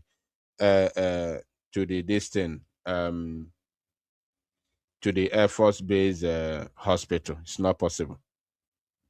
So they told him, you must build Air Force base, because they said that they do not trust. Remember, Abia State is close to Abia State in Walummiri, right? Abia State in Walummiri, and is close to the sea, because it's close to the Iguacha. It's close to River State, which is close to Atlantic Ocean. And Walummiri, Batalona, Abia State, part of Imo River, Batalona, Abia State, wega linkekura straight to Atlantic Ocean. Otu anụnwa River Niger si link, mana nke a dị nso, nke nwa linkri to Batara na Abia, all the Imo River bụ ife anwa, all the very close, all the closer to Atlantic Ocean than River Niger and Onitsha. Yotago. So now Aguaya, see that now before you build airport, you must first of all build Air Force base very, very close to the airport. They told us you must build Air Force first, and it must be very close to the airport which you want to build, because they don't trust the Igbo people, they don't trust us, they believe that if we build airport in Abia State, which is close to Atlantic Ocean and close to rivers and close to Imo and everywhere, that is going to be a strategic position. Anything unique easy from there where Batana and Igbo. Yotago, that Abia is very close for something easy there where Batana and Igbo heartland. Yotago. So because Abia is close to Atlantic Ocean, and from Abia there, Abia want a boundary with Enugu, Abia want a boundary with Imo, Yotago, and the Abia want a very close boundary, not direct, but a very close boundary with Anambra State. So they don't want it. They don't want it. Now, Oti Wesizia, in order to prove the Fulani wrong, in order to prove to the Fulani that he is sincere, he's not going to build only one Air Force base, but he's going to build two. Hey, voila. Oti see that he's going to build two. Do you know what Oti did? Oti has already mapped out where he wants to build airport. The land is already there. And Oti has also mapped out where he wants to build this Air Force base, the one that is close to the airport. Do you know what Oti did? Oti said, therefore, before he will build the Air Force airport, before he even think of building the airport again, let him first of all build an outside Air Force base, the one that is not even close to the airport, God already that one. Kana afiana for how serious are they to serve the zoo? How serious, how loyal he is to the federal government of the zoo, controlled by Fulani. Otibugodos or outside Air Force Base, which is not even close to the airport. Now that he has opened it, was another Air Force Base, the one that is now close to the airport or Chorero, or Nkaanwa. That is making it 2 Air Force bases in Abia State, and then he will now build airport. Wahala. Wahala. Wahala. Nsobudo. Nsobudo Muchineke. I'm telling you, there's problem. It's a very, very, very big problem. So we are just shouting with the one we saw yesterday. More is coming. Is coming. OT is not done yet. And very, very soon, by the time he's done, Abia will be fully militarized. It could be worse than Imo. Abia State worse than Imo State in terms of militarization of the state. I'm telling you today, mark my words. Mark my words. All right. I think we have come to the end of this program. But tomorrow, even though that our PM's trial will be conducted within closed doors, we are going to be live to give you any information that comes to our way. Because he is our prime minister. He is not an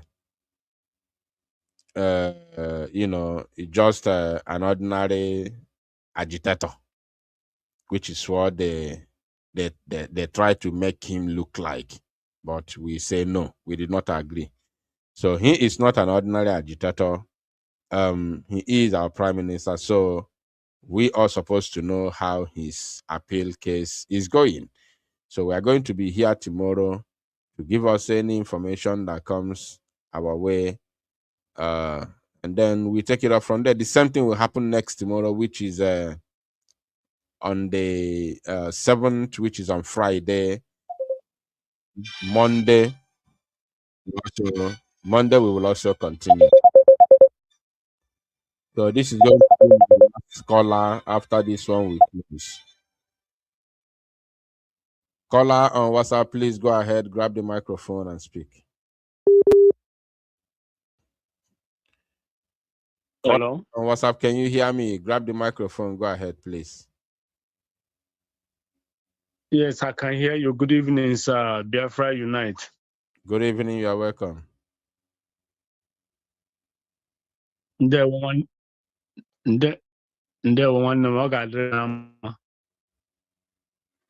Dalo. This network is very bad. Mazigani, you speak. We are here. We are listening to you. Hello. Mazi, speak. We are listening to you. Go ahead. Just speak. We are hearing you. Okay.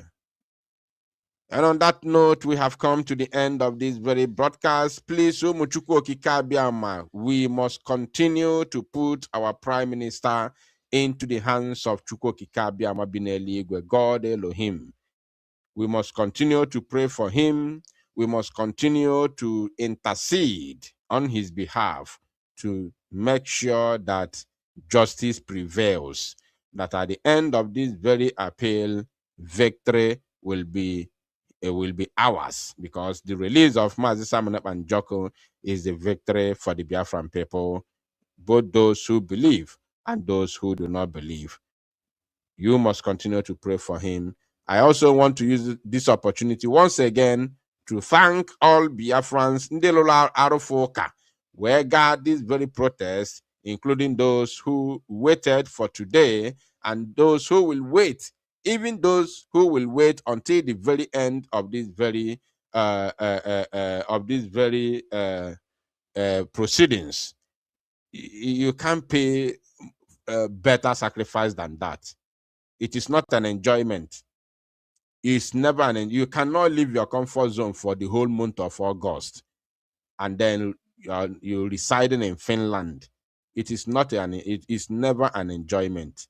So those who are going to wait in Finland till the very end of these very proceedings, which is now going to lead us to almost end of August, I say kudos to all of you. May God bless you all, and always provide you solidarity and those who will always be there for you when you are in need. So, and our people in Finland who organized the protest, who made the protest happen, I say kudos to you all. And everybody who participated in the protest, I say kudos to you. May God bless you. And those who participated in one way or the other to make the protest a reality, to make the protest hard, to make the protest a success, I say kudos to you. May God bless you all, especially those who did it with their own heart, with their heart, not those who did it with aghụghọ, ndị na-ejighị obi ọcha ha, ndị mere ya n'ọkọ asịkwa. But whichever way, I say, may God bless you all. Thank you for listening to me. Thank you for watching this very program this evening. I thank you all and I bless you. As we pray, may God bless our leader Mazin Nnamdi Kanu and protect our men on ground, Biafra Liberation Army, as he grant our Prime Minister Mazi Simon and Njoku victory come end of this very appeal proceeding. Bless you all. Umuchukwu Kikabe from me from here. With all the love in my heart, with all the love in my heart, it is good evening.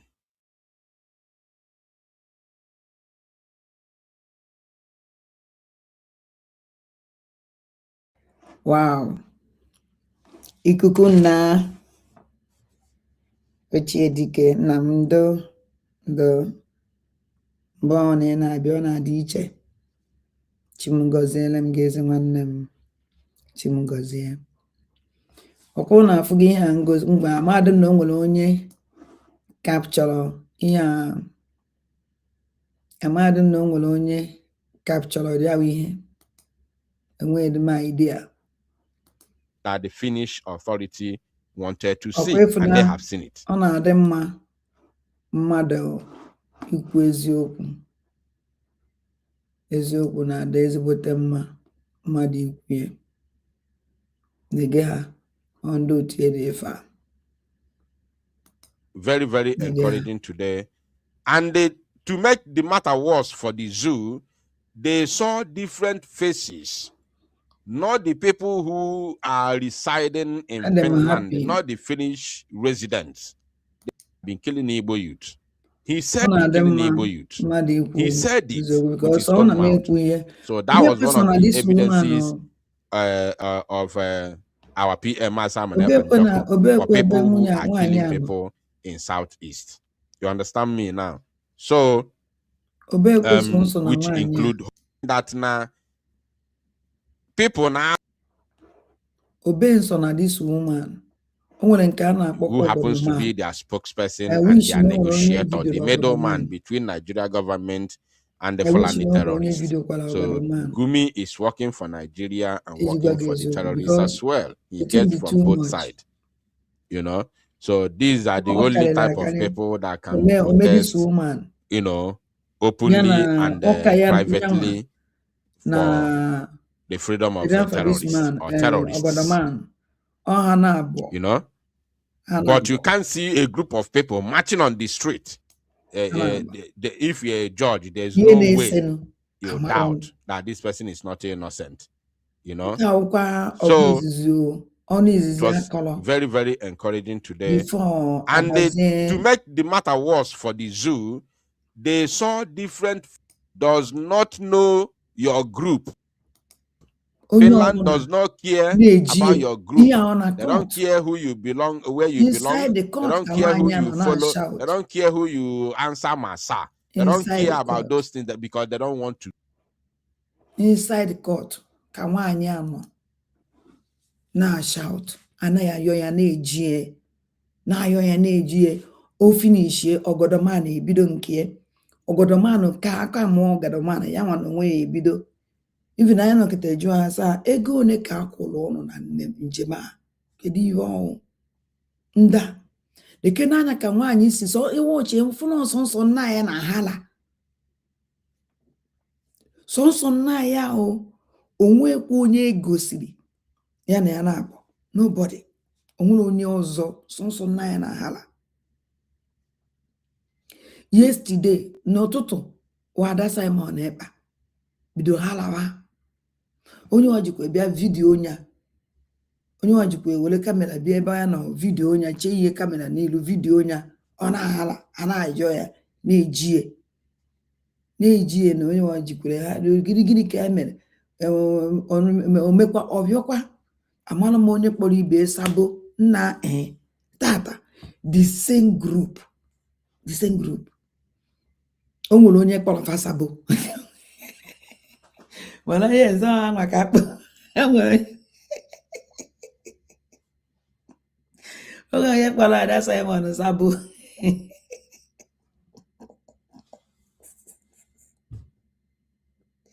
obvio after ka nke ahụ zichara foto video na-ejikwa kamera bịa n'ihu ya ese ka kamera obvio the same ihe aka ndị ụmụ nwoke bịa na Finland ha nwaka eziokwu niile ụmụ Igbo mụrụ nze m ọzọ anyị emechi n'ebe a echi niile anyị na-eme exposition throughout this week. Exposition normal o nwere exposition kwesịrị iso ihe kanụ ntakanụ mana mma hapụ ya echi niile ka nwee ike ga through the video. So ọkụ na were fọ nwere onye nwere okwu ọnwụ na onwe onye nwere okwu anyị emechie na ụmụnne m maka na ike were ada ahụ niile na-afụ m ofe achọrọ m ije dị iri ala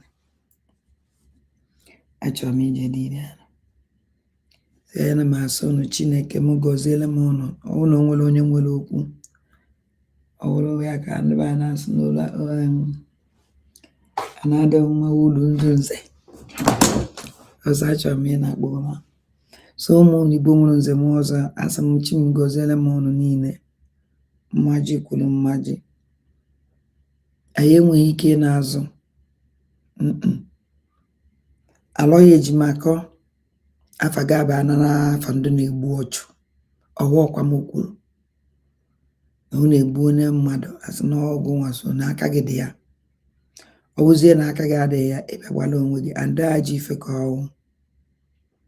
ọwụ na aka gị adịghị ya ebere ivu na ọwụ na ebo mmadụ ibo pụtara soshal midia kilie onwe bikos onye ebo gị ibo ifilo nọ ibo ka ebolo gị mmadụ gwa gị ife ifilo na ibe onye ahụ kwuru was no ibo ka obolo gị request the person can I come na your platform hence na aka gị dị ọcha onwere ife ịbịa na platform na o nwere ike ma ga-ewepụta n'onwe gị bikos na ịchọrọ ka amara onye o ije na platform onye ahụ kwudoro okwu ahụ sef so biko ka okene ya ọfụma eme m understand kedu ibe na ihe nnụrụ ikwu ke mbọsị ome ka o si ime na ihe a dị ọkwa mana ọkwa asị ka ọwụ ọka esi eme ọkweghọtago ọka esi eme so ana m ayọ unu si unu biko ekwukwa m ya ọzọ the only person anyị ma kịta mma oya okwu ege-eme ntị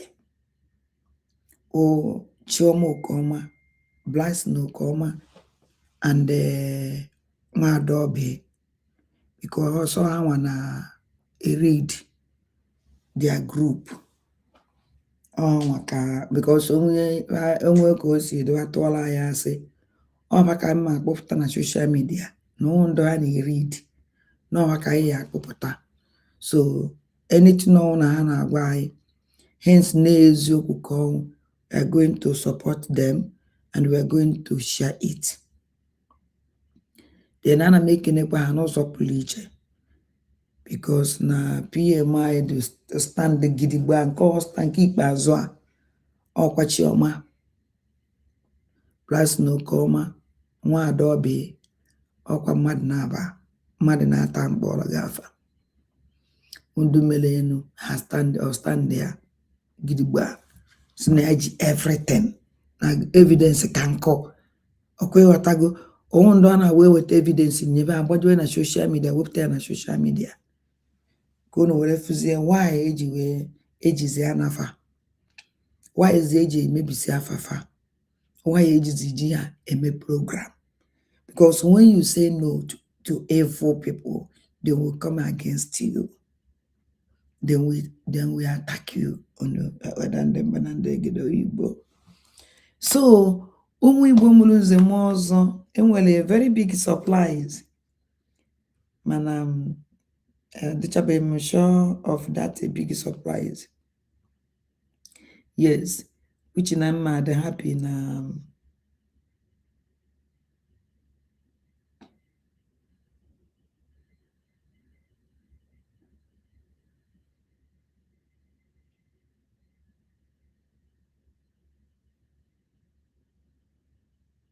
so there is a very big historic. When I say historic, is a historic. And that was good enough. I'm sure. So ụmụnne m anya na kpunu. Onye ọ na guka aka na ebe ka na ntaka na je ele nwanne ife nwanne mere nwanne dị egwu. Ha ebidogo nyewe nshi according to ndokwu na ụmụ kwuru anọ nke o mere. Ma ọkwa m egburu di ma na egbu truturu egburu ya egbu na nne na hotel ebe ọlọje ka nshi ha nyere ihe gburu ya because of na ọ chọrọ ime ha expose. So ụmụnne m mma hapụ n'oge taa.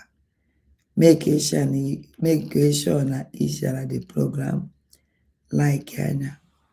One love to Chukwu Okike abịama. Ola doledo.